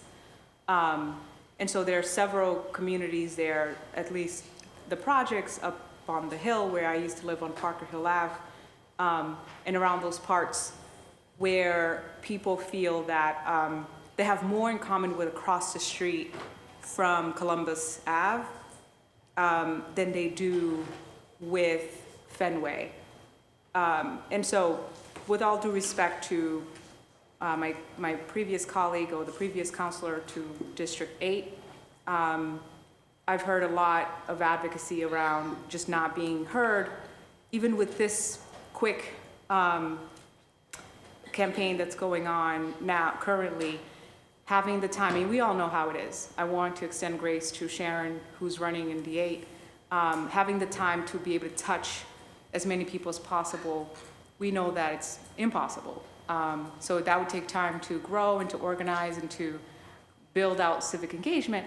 However, if it's about keeping neighborhoods together, especially neighborhoods that share more commonality, I would say let's go into Mission Hill. And again, if you add on the numbers and I reach the highest, what is that, 78.5, about 78.5, I think that's less of a problem. But again, it's not contiguous. It's going into a neighborhood that has absolutely nothing in common with District 7. I do share some of Fenway on, as you can see there on the left. And again, my glasses can't see the numbers. Sorry, if you can give me the, Madam Chair, if you can give me the numbers, the two that I have currently. What do you, Sorry, the fours. the 4, 4, and 4, 5? Right. So 4445 happens to be a piece of where Huntington is in the Arts Museum. And then when you go up, the culture does change. The neighborhood does change. It goes into Copley Square, where it's mostly like a lot of tourists, a lot of very like affluent, upper class like folks. Less in common with the community that I already have, less in common with South End on the right, less in common with Lower Roxbury as well, or at even worse, Roxbury. So I wonder if you allow me to figure out the numbers so we can switch, instead of going up, go down and pick up numbers in Mission Hill as opposed to Fenway. Thank you, Councilor Fernandez Anderson. Councilor Braden, you have the floor. I'm just looking at this. It seems like, and correct me if I'm wrong, 10-1 Mission Hill precinct, if it went into District 7 and 4-6 went into District 8, that would maybe answer Councillor Fernandez Anderson's conundrum. Thank you, Councilor Braden. I don't believe that would. I think that there are a lot more moves based on population that you would have to make in order for that to work. And given that we are on an expedited time, I take Councilor Fernandez Anderson's point. I think it's a difference of trading between one precinct and a number of precincts. And if it was an easy one-to-one, that would be one thing, but it wouldn't be an easy one-to-one. Councilor Fernandez Anderson, you have the floor. I'm actually, since this is a working session, I'm asking that the precinct gets moved out. Is never belong in the history to District 7. Again, it's clearly incontiguous. It does not have commonalities to the neighborhood currently there.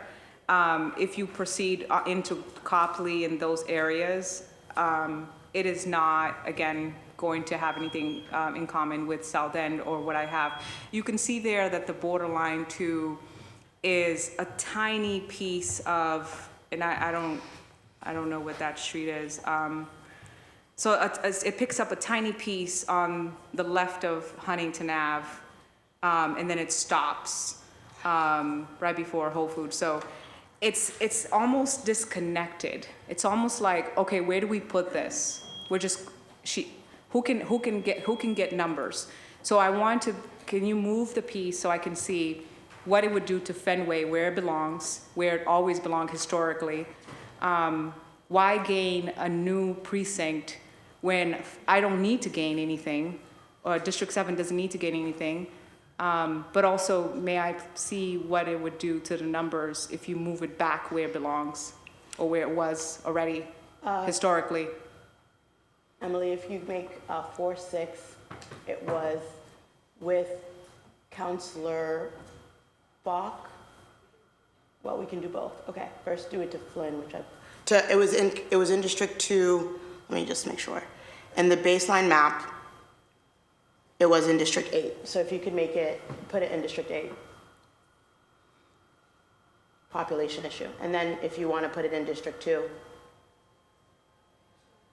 population issue. Right, so then I would have, District 7 would then take on a new precinct that is not historically in District 7, that does not have anything in common with District 7, that is not contiguous, that clearly looks like a chopped up piece.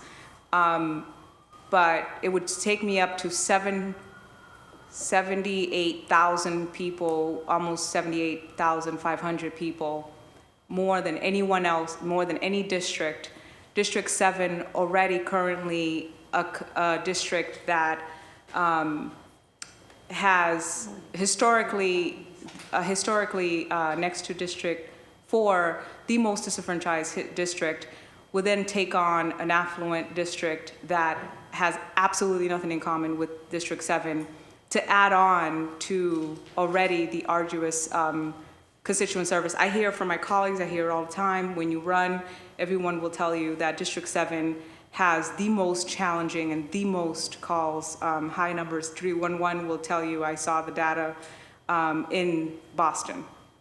And so you would add a district that has nothing in common, that is not going to relate to the communities there or the neighborhoods there. So I'm asking you to unite the people that I already share in Mission Hill with what's in District 7, or that I not get new numbers. You have districts there that have 71,000, 71,000, and if you go down the list, a 74, 74, and then District 7 to go all the way to almost 79,000 people.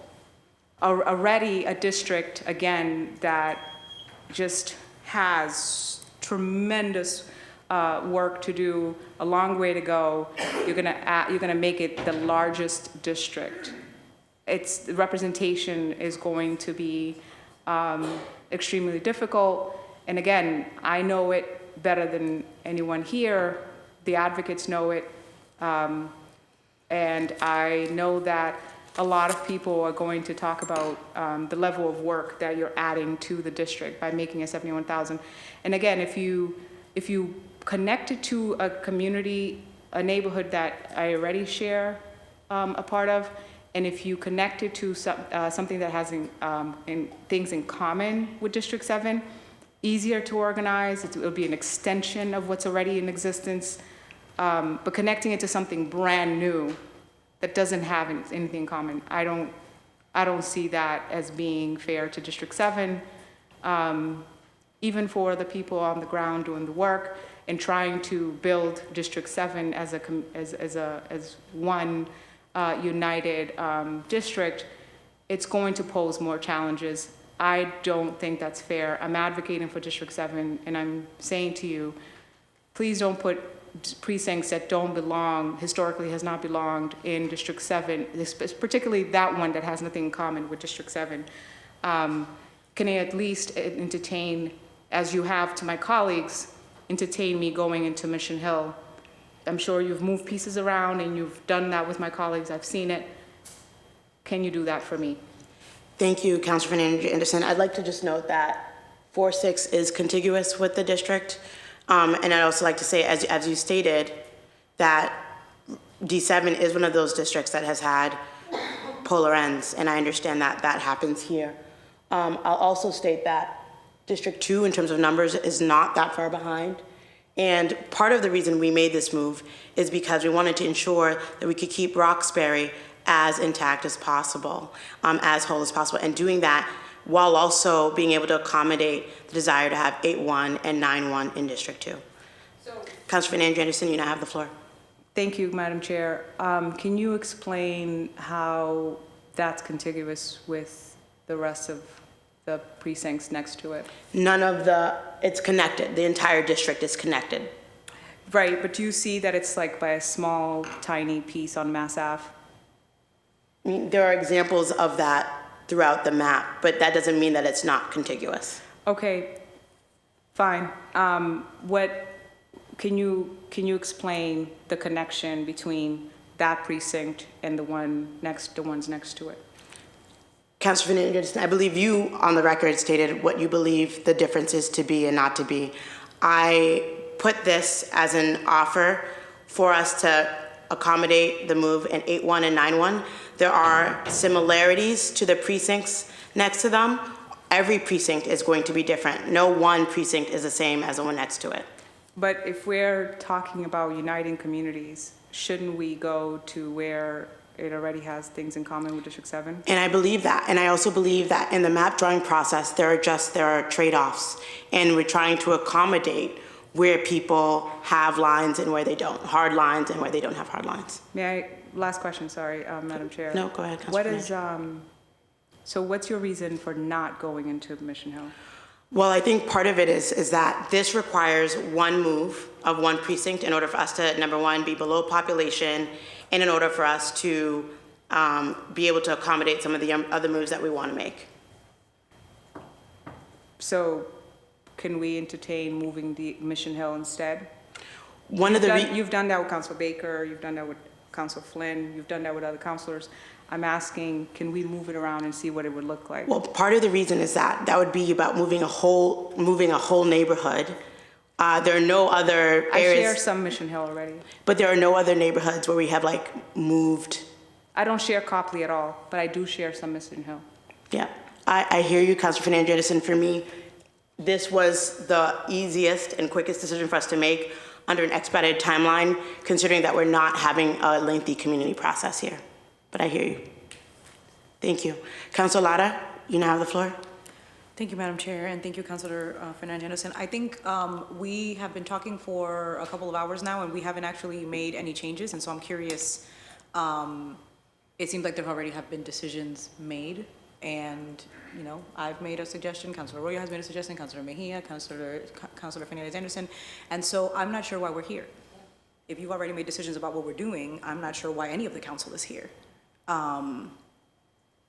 You've stated on the record, I am drawing the lines when we started this process. You have also said that this is a collaborative process. There's only been collaboration with 2 councilors that I'm aware of. And so the district councilors with, again, as you mentioned, an expedited timeline and without any community process, the only representation that these neighborhoods have is their councilors who are sitting here. There hasn't been any change made in the last 2 hours that I can hear of. Councilor Braden, everybody has spoken here. No changes have been made. And so what exactly are we doing? There were changes made. 8-1 and 9-1 were put into D2. Great, Councilor Flynn. Yep. Let's see. 316. 1713 is back in Dorchester, Councilor Baker? 315, yes. Okay. And then? 7-3 was also on your map, which is also on this map. 7-7. 7-7, yes. 7-7 was on your map and is on my map. The question that I'm asking is what changes have been made? Those were the changes that have been made. Okay, so President Flynn again, next. So But President there Flynn are and President also, Baker. okay, Councilor Lara, I'm speaking. I will state that it was just for a city councilor when there has been incredible advocacy on certain issues would be missing the mark.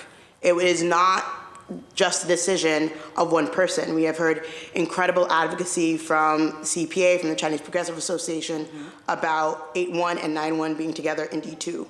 So it is incorrect to say that it is listening to one city councilor over the other. There's been incredible advocacy that did not start with the city council president. Councilor Flynn is the councilor for District 2. I am not saying that Councilor Flynn requested that change because actually he didn't.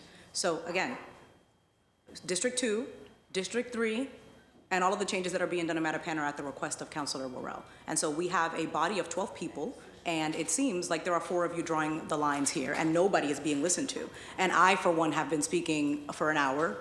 So has Councilor Arroyo. Like, we've all been saying something here. And so I do not want to give the public and our constituents the impression that the Boston City Council is somehow drawing a new map, because we are not. I hear that. And this, again, Councilor Lujan, not only do we have to draw these lines, it has to be passed, which means that you have to put something in front of us that we are willing to vote for. Correct. And then if we don't get to a vote on Wednesday, the whole entire city will have to push its election back. And so I would really, really caution us to start actually having a conversation. There are, and you have said that your map has made the least amount of changes. No, that is no longer true. Given what we have done in the last 2 days, that is no longer true. This is incredibly disruptive. It does make the most amount of changes out of the ones that are here. It moves the most amount of people. It is moving, like President Flynn said, 4-6, with the highest number of millionaires into District 7 with no conversation. Now, the city councilor, again, the only representation that the people in this district have is that councilor who was elected to represent them, and you just went for a back and forth for 15 minutes telling her why you weren't going to do it. Thank you, Councilor Lara. Councilor Arroyo, you now have the floor. Thank you, Councilor Louis-Jean. I would just say that I think my colleague, when she said continuous lines, is really speaking to shared community interests and more so what is in continuity with what the district itself represents. And so I think it was sort of a misunderstanding what the word continuous means. But I think that's been made clear. my thing here is that we keep acting like we can't touch this map. So in other words, there's no population deficit for Councilor Fernandes Anderson in District 7 if you just take 4-6, give it to District 2 where it was, give 7-7, give it back to District 3 where it was. There's not, like, we keep pretending like there's pieces that can't be moved to accommodate this, that don't force District 7 to go into an out of alignment, or District 4, or District 5, or District 6. There's a bunch of different ways to move these pieces to get this done, and we keep acting like there's no way to do that. When you're telling Fernandes Anderson, oh, maybe you got to go into Mission Hill, maybe you got to go into South Boston, or not even South Boston, but Back Bay or Copley or 4-6. She doesn't have to do any of that. She can literally just have the same district, and you can just give 7-7, which was originally in District 3, right back to District 3, and that population problem is solved. There's a bunch of ways to do this. And so I would just say that. But the other thing that I was really hitting the button for, that's more on just a commentary on everything that I just heard, is that we have the Legacy Business Awards being given out right now. And I had spoken to some of the counselors who were here, and I wondered if perhaps it would make sense for us to take like a 45-minute recess, just so that the district counselors who nominated these businesses and the at-large counselors who obviously have all of them can go be there and then come back. Yep, I will allow that. Thank you for that. That was a good offering. Okay, Councilor Mejia. I was thinking 45 minutes, but an hour, whatever. Councilor Mejia, you now have the floor. Yeah, no, I appreciate that suggestion, Councilor Arroyo. I guess, like, for me, I'm always going to be stuck on process, Councilor Louis-Jean. And because I am an at-large city councilor, I have a responsibility of making sure that we're maintaining the integrity of this process. But if I'm hearing from folks, right, that we're moving in ways that feel a little bit funny, then I just want to name that it makes me feel uncomfortable in sitting in the space and not really trusting the process and trusting that the interest of the voters that put us into this place is really being valued. And I really do have to name for the record that it is disheartening to be going through this process with all the musical chairs and all the different changes to still have this power struggle, right? And it does seem like people who have political interest and gains here are the ones that are there's funny business happening here, and I just want to name that for the record. Thank you. Before, I did want to go back to a point that was made, and something that a change that I do want to make to this map if we go down. And it's not just off of the testimony of one person, it is the emails that the committee has received regarding 28, which has historically been part of District 5. And for this conversation, as we go forward, I wanted to move 28 back to where it was in the baseline map, which is District 5, which is where it has been. I have emails here from Nancy Horowitz, from Teresa Lawler, from Steve Gagg, Mandana Moshtagi, and more people who have emailed the committee regarding 28 properly being Rossendale.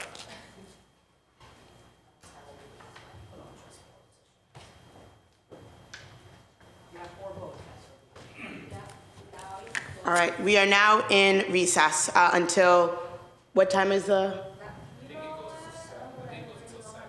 Okay, so 7?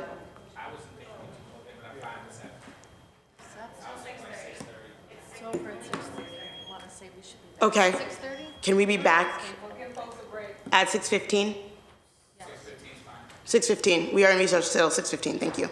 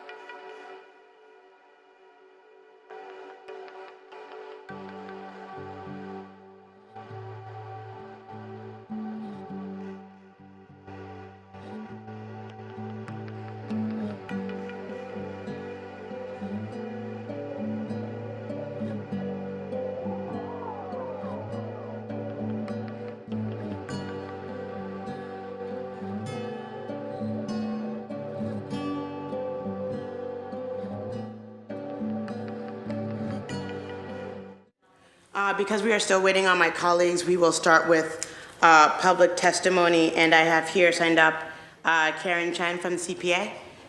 You now have the floor.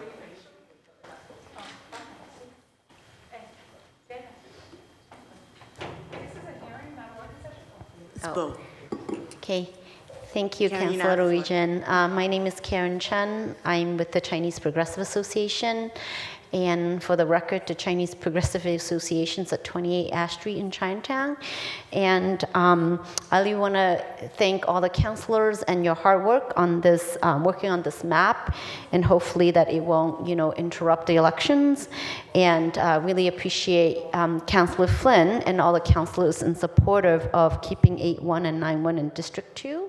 And I know that District 5 is also in discussion, although, we don't have constituents in District 5, but we feel like that our allies at New England United for Justice and Right to the City Boston feel that it's really important to keep, Ward 14, Precinct 14 in District 5 for the same reasons that, Chinatown and South End wants to keep together as a district. And I know that, more discussion will be had about, the southern part of the map. Our hope is that, in order for us to increase, representation in underrepresented communities, which is the, entire purpose of redistricting, and that if we prioritize on community interests, besides keeping Ward 14, Precinct 14 in District 5, will be important to keep as much of Ward 17 together in District 4, and that throughout, not in this process, but I think that, in October and November of last year, there are also testimony from the Vietnamese American community, about keeping Ward 16 Precinct 2 and Ward 16 Precinct 3 together in District 3. So I know that, it's beyond, where we organize, but I think have been in hearings, this whole week, but also throughout last year, we feel that it would be important for councilors to consider these. Thank you. Thank you, Karen, for your testimony. Just checking to see if we have anyone signed up to give testimony virtually. Madam Chair, we have 2 people signed up virtually. The first one is Reggie Stewart. Okay. Reggie Stewart, you now have the floor. If we can bring him up to make sure that he's able to testify.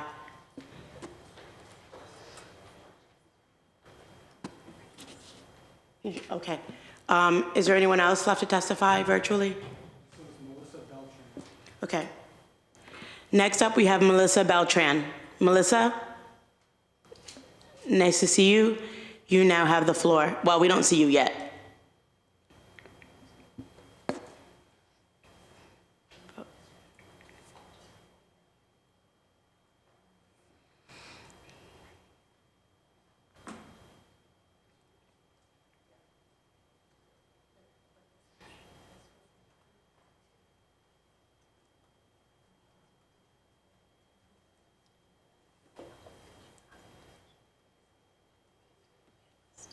And for those who are here to testify virtually, can you make sure you are accepting the invitation to be a panelist so that we can have you testify before the committee? Thank you. Hi, Melissa. You now have the floor.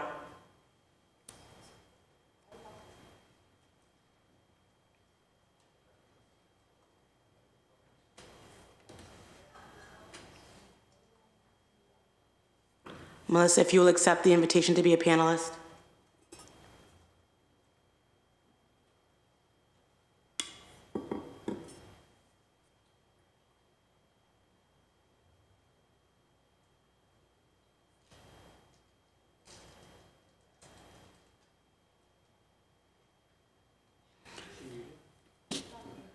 Oh, Melissa, unmute yourself so that you can offer testimony.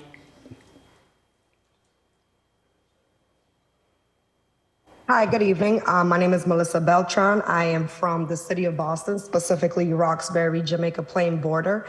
and I want to testify in agreeance of Representative Lara's map.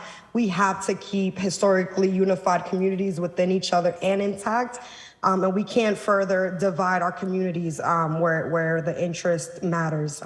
Thank you so much for your time. Thank you, Melissa. Thank you, Melissa. And also, just to respond, I think a previous comment was made, in this map, Emily, will you update the map? Has it been updated? Yeah.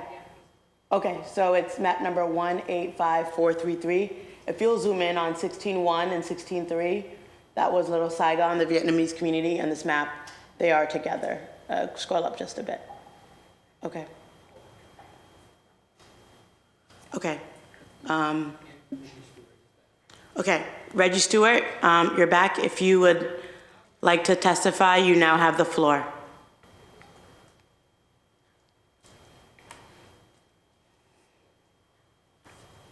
All right, can everybody hear me okay? You probably need to bring up your volume just a little bit. Okay, 1 second.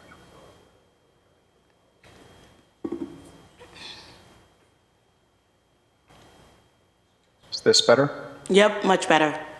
Okay, great. Thank you to the chair and the vice chair. A long story short, I'm in full support of Councilor Lara's map, for this simple reason. The people already spoke, through the city council when you passed, the map that we have that's now enjoined. And the only thing at issue here is the borders between District 3 and District 4. And Councilor Lara's map makes the least amount of invasive changes and still preserves the communities of interest. This is not an opportunity to hit the reset button. That's not what the judge ordered. It was very specific between those borders. So that's how the map needs to be drawn. The mayor's map is a non-starter. And in terms of community of interest, I just want to reiterate what I said at a previous hearing, that the descendants of slavery are a community of interest, because one of the things that the judge said that, race was too big of a consideration. But if you consider the institution of chattel slavery, Jim Crow, and the fact that the specific group of people have been pushed out of the political process, out of economic life, when you look at historical factors and even economic identity, which is one of the things that Congress says you can consider, the descendants of slaves have a unique historical and economic identity that deserves to be protected and preserved. So again, I argue that that is a community of interest if in the likely event you end up back in court. But again, I am in full support of whatever gets us closest to Councilor Lara's map, and that is least invasive and that preserves important communities of interest. Thank you. Thank you, Reggie.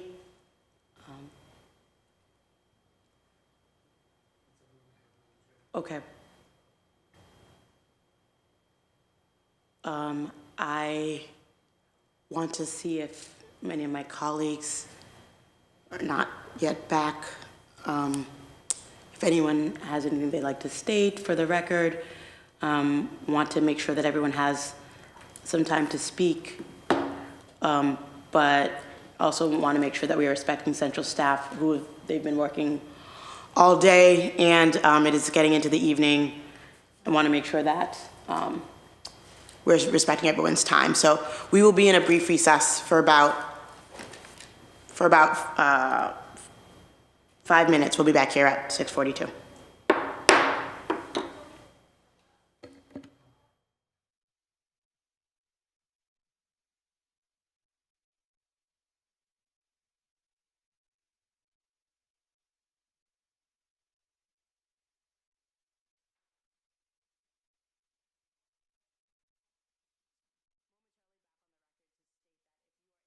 You would like to testify, please email Shane,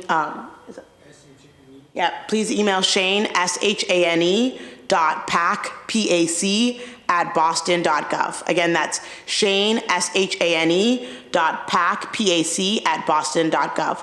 Again, we'll be in recess until about 6:40. 6:42, 6:43 to give people time if they wanted to offer testimony, and then we'll rejoin.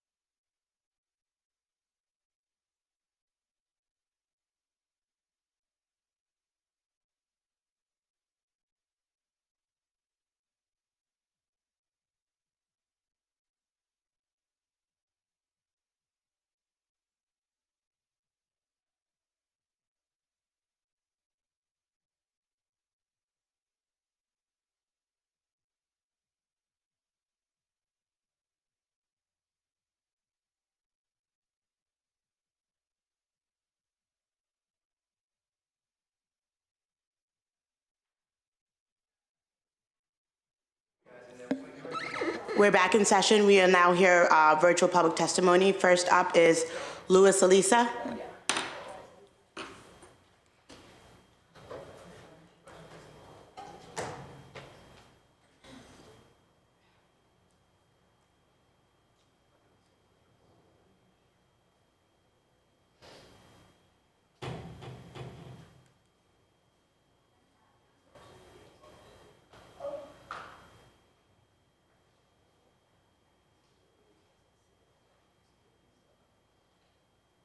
Do we have him?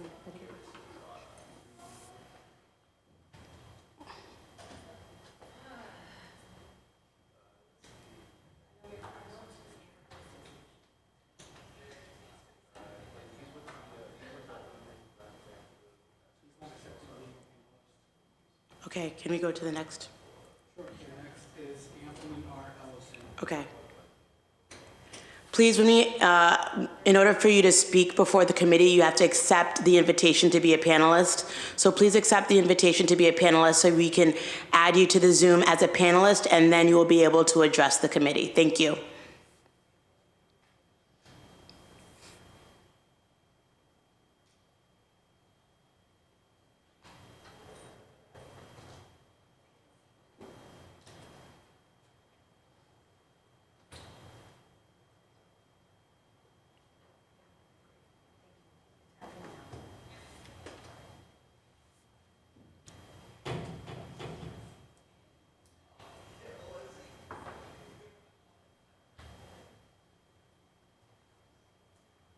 Sorry, we're just waiting to make sure that those who are on to offer testimony can do so. And it looks like we are having some technical difficulties.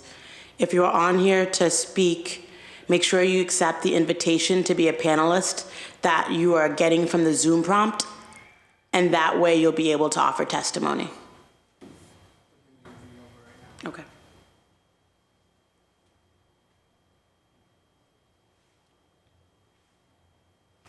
Hi, Anthony. You now have the floor for 2 minutes for public testimony.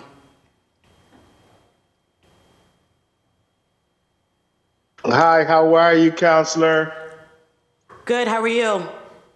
It's good to see you. Good to see you too. I think I saw you yesterday. Really? I did. Okay, well, it's good to see you. It's good to talk to the Boston City Council. I just wanted to make a few remarks. I won't use the entire 2 minutes. I have some familiarity with the maps that are being circulated. I just would like to weigh in on a map that I think is deserving of accreditation and a vote on, and that's Councilor Laura's map. I think that map ensures equity in our system. I think by dividing up Mattapan, I think you're dividing up a serious voting block that should not be. And in looking at Councilor Laura's map, it keeps pretty much intact Mattapan district. And as you know, my practice of law encompasses the entire city of Boston, but my offices are in Dorchester. I represent a large community in Mattapan. And quite frankly, Mattapan is a community of color. I think breaking up that community significantly, as the other maps tend to do,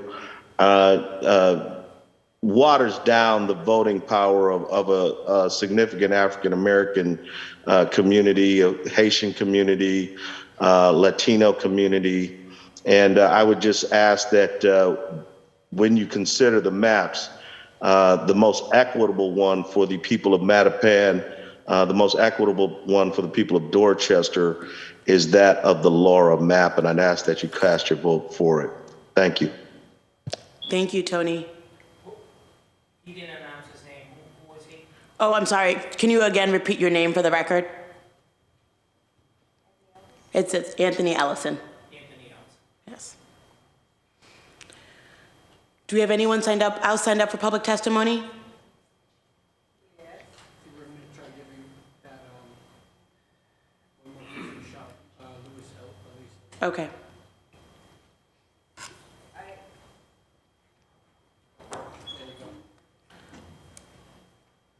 Hi, Louis. We can see you. Good evening. How are you? Good. You now have the floor. Can you hear me? Yes, you now have the floor. Thank you. Good evening, and thank you, Madam Chairperson. Yes, Can you hear me? I can hear you. All right. I'm sorry. This is technology. Okay. Good evening, and thank you for the opportunity to speak, Madam Chairperson and members of the body. I'm calling to basically say that I'm a little bit astounded about where we've come to in less than 2 weeks as it relates to redistricting in the city of Boston. I started this process as head of the NACP in 1990, went through it in 2002, and went through it again in 2011 and 12. And here we are trying to move backwards. The idea that we create an opportunity district, we've worked through a number of changes in order to make sure that the city of Boston had equitable access for all of its residents. We seem to be taking a step backwards.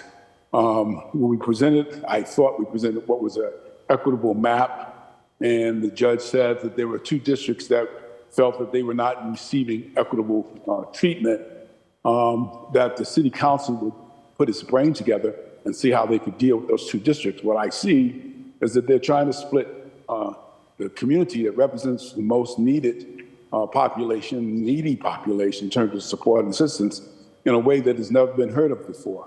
Kendra Laura, God bless her for using her brains and intelligence in trying to make sure that there's a map that represents the 30-some years of change and progress that we've been making, that there's a map in place that says we're going to show some equity, respect, and support for those who are most in need. The maps that I've seen come forward clearly have tried to undermine the voting power, the voting value, and also the economic equity of a community that's been in need, which is particularly the Black and Latino community in Boston.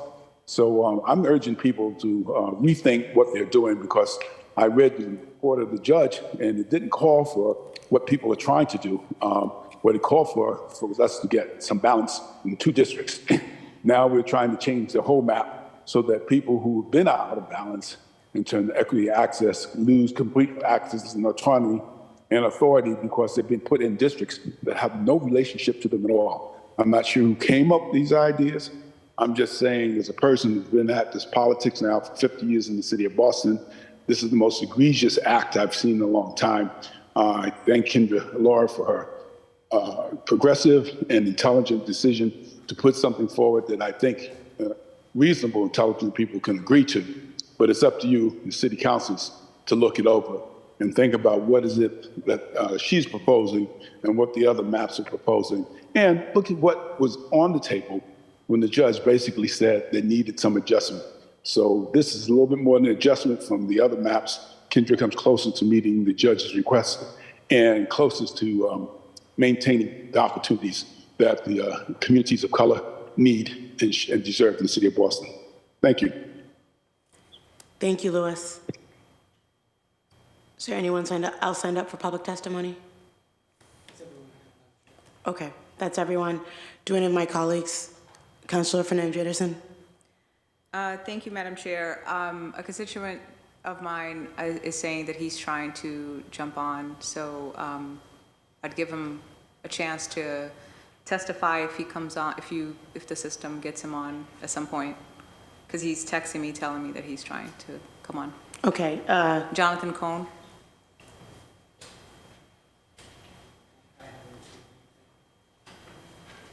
Okay. So can we circle back after our statements if he's on? Yeah.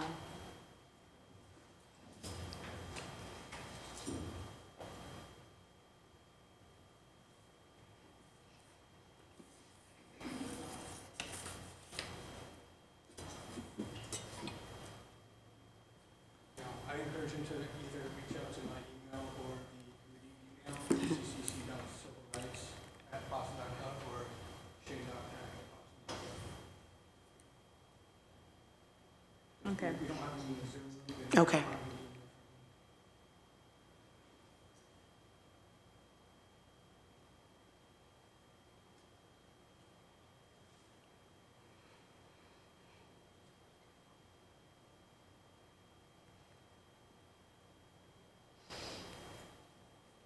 Okay, is it okay? Are we closing now, or is that? At this point, yes, we're on 4 hours of the hearing. Well, then if and- I can have the floor again. Okay, you may have the floor. Thank you. So the argument that, thank you, Madam Chair, the argument that you posed about 4-6 in terms of being contiguous, I checked with Ward 4 and folks who have, and obviously the previous chair who has been there for years doing this work, Jonathan Conan, he can testify on his own. And he mentioned that, and I know this already, but I'm from the community perspective. I'm letting you know that I couldn't support a map that actually takes Copley in the Back Bay and puts it in District 7, considering that historically it doesn't belong to District 7, it belongs to District 8. The community in Ward 4 is telling me that it belongs in District 8. I'm telling you as a counselor of District 7 that it belongs in District 8. We know it belongs in District 8.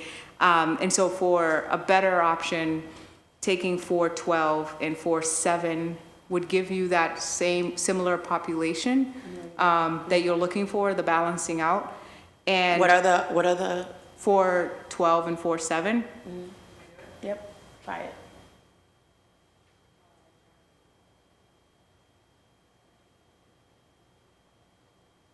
Oh, you did.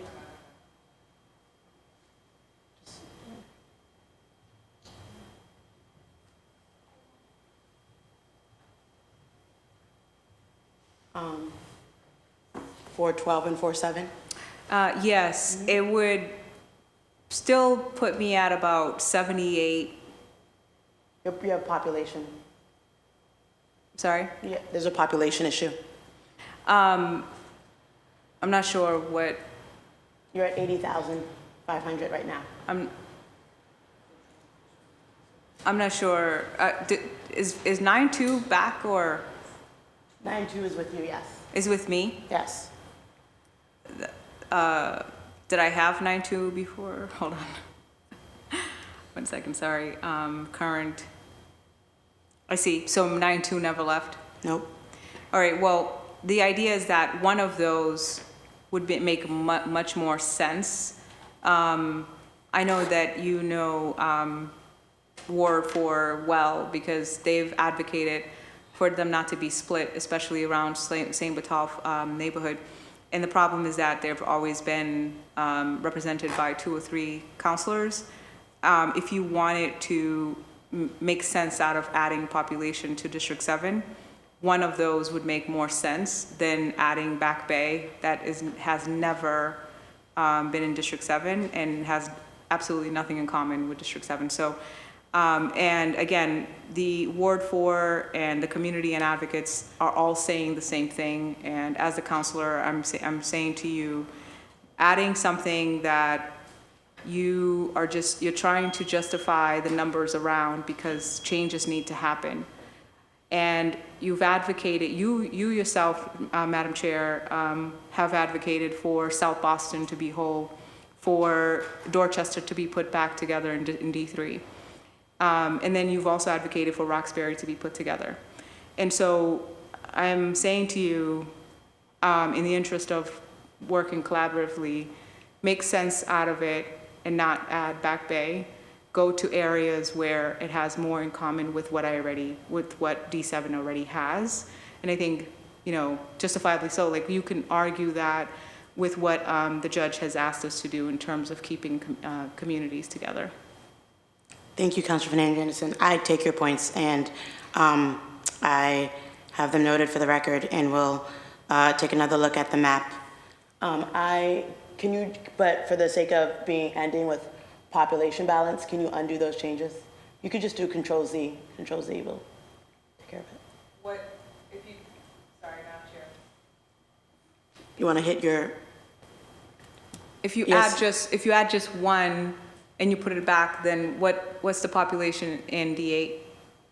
What do you mean? If you add just one of them, like if you add just 412 or just 47. Into your district? Mm-hmm. And you take away the 4-6. Emily, can you try that?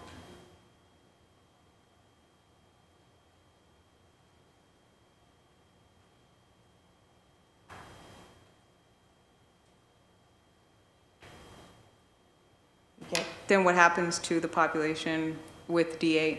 What is that? That says 4.77. Yeah.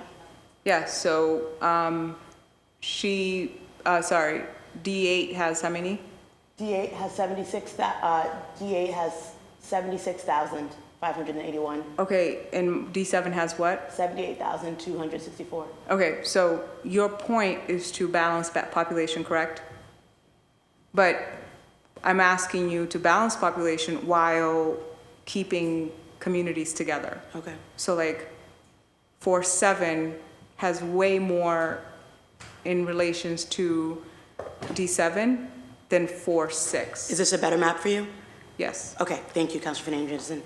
Do any of my other colleagues have any statements for the record before we close? Oh, and can you update this so we can have that safe? Yeah. So this map number is 185436. Just turn on your light, Councilor Baker. Yes, Councilor Baker, you now have the floor. The map that we have now is yours with changes still? Yeah, it's the product of. And can we see what the population is? What do we do? The population deviation is 4.77%. So, but everybody's within the margin there, I see. Exactly. Everyone's Okay. within the margin. Yeah, we were at the beginning, so, and we're now at the, everyone's within population balance. Okay, so, So this is a map that meets the population balance. okay. I'm afraid to point anything out because we may go down a rabbit hole, so maybe I'll just keep my comments to myself. You've never been known to keep your comments to yourself, Councilor Baker? Okay, then what do we, did we square away between 4 and 5? We probably have more discussions, and those councilors are, one councilor's here, the other's not, and I think those conversations will continue, but we do have a map. Okay. Councilor Fernandez? Through the chair, Councilor Baker, if you could answer me, are you okay with the map at this point? I'm sorry, I missed the first half. Well, I like the fact that my district, District 3, is adding, like if we have to balance population and I'm the lowest, I could never wrap my head around why we were cutting precincts from District 3. So I like the fact that I have my district viewed as whole. I like getting 1 and 3 back because those were District 3 in my initial run. I did a lot of work in the Vietnamese community and that completes Dorchester Ave, which is part of the reason why I want to keep 1713 because that continues, that's Dorchester Ave. That's a transportation route for me, and I think that's important for District 3. So basically, having my district hold the way it is, and where do I gain? I'm flexible in where I need to gain. I'm open to it, as long as I'm not dropping precincts that I think all work together. We're all talking about neighborhoods that work together here. So I'm as happy as I guess as I could be. I like the fact that the boot is back in, and like I said before, I like getting 16-1 and 16-3 because I think the opportunity in District 3 being an opportunity district, is potentially for a Vietnamese candidate. So I think that strengthens that opportunity. Yeah, a Vietnamese or an Asian candidate, because I think we have in District 3 18 or 19% of the population. And now you share some South End, right? Yeah. Okay, thank you. So, thank you, Councilor Baker. Councilor Worrell, you have the floor. Thank you, Madam Chair. And just so we show people at home in the public, if you remove 1414, Emily, I just want to remove it from D4. I guess. Smaller brush. Yeah. You could clearly see the lack of compactness that move has. And as stated over and over again on the floors, District 4 has this, 1414 since 1983 has been part of this district. And because District 4 is losing 2 precincts, 1601 and 16-3, the district needs to grow. And to me, this is the most logical place. It unites more Blue Hill Ave inside of the district. It creates more contiguity, more identifiable boundaries, and it unites a ward right under one district. So I just wanted to just show everyone that I'm fine with this border down here on District 4 and District 5, and the reasons around it. Thank you, Madam Chair. Thank you. Councilor Collada, you have the floor. Thank you, Madam Chair, and I've held my comments just to listen to the entirety of the conversation. Again, I am on the margins of all of this. I feel very privileged in this conversation, so just wanted to hear from everybody. I think just based on everything going from north to south, you know, District 2 has shed, which is what needs to happen. I just want to commend Councilor Flynn for getting to a point where he is, well, I'm not going to speak for him, but I think, you know, we're at 77 with this map, 77,000 for his district. Which is great, and that's also keeping 8-1 and 9-1 together, and that's something that we heard from the advocates that we wanted to do. I also heard the need to keep 7-6 and 7-7 together. We were able to do that. We were successful in that. We were successful in keeping 16-1, 16-2, and 16-3 together. That's Little Saigon. That's what the district councilor from or District 3 was saying. So we've done that. And we've also hit a balance in District 3 too. So just thinking about it and how the chips are falling, and then obviously thinking about what the judge has charged us to do, keeping Ward 16 as whole as we can. It is a natural progression, and I see and I'm visualizing the natural cadence of what you're talking about, of where folks need to grow. Councilor Worrell just walked us through what it will look like if he doesn't have, I think it's 1405 and 1414. And he is under population. He's at 69,000. And so it is natural to gain some precincts in that area unless we're going into Roxbury, which I know we don't want to do. We want to keep Roxbury whole. And so I understand that there are folks who are upset. And again, coming from a place of privilege, I don't know what that's like. But I think there's going to be a lot of give and take in this, and we're not going to be happy with every single thing. And I want to commend you and your leadership getting us through this process. You've done it with grace, and it's not easy. It's not easy, but I see the natural cadence as we're going through the conversation of what it means to be able to hit population balance in a way that is compact, contiguous, and considers communities of interest. And so what you have proposed, I think it's district map 185436, is getting there. And again, no one's going to be happy 100% of the time, but at least we can say that this was truly a compromise. So those are my comments, Chair, and thank you very much. Thank you, Councilor Collada. Councilor Mejia? Yeah, good thing. I am so incredibly grateful that I am able to sit in this chair without any allegiance other to the people who put me here.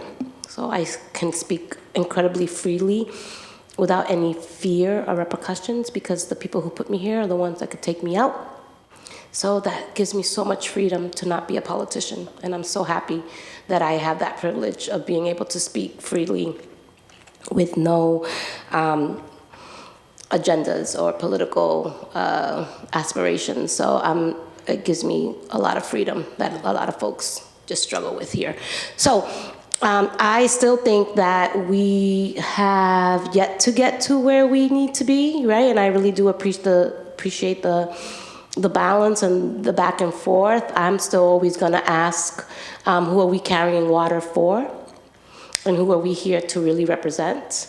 And what does that look like? And I'm always going to question how we move and who we move with, and what that looks like says a lot, even when we don't say it. So I am looking forward to tomorrow. I mean, we still have some work to do, and I'm looking forward to doing that work. Thank you. Thank you, and I want to say thank you to all my council colleagues for being here, for everyone who testified public testimony. the process of redistricting is not an easy one. It's one that requires a lot of sweat equity to make sure that we are centering the voices of the people and making sure that we're getting this right. So I want to also thank central staff who have stayed with us and who have been an instrumental part of us moving forward on this, and look forward to continued discussions with all of my colleagues. Thank you. This hearing is adjourned. Next hearing on this is tomorrow at 2 o'clock. And again, if you would like to testify, please send an email to shane.pack@boston.gov. Again, that's Shane, SHANE, .pack@boston.gov. And you are welcome to come here in person to the Ionella Chamber tomorrow at 2 p.m. This meeting is hereby adjourned.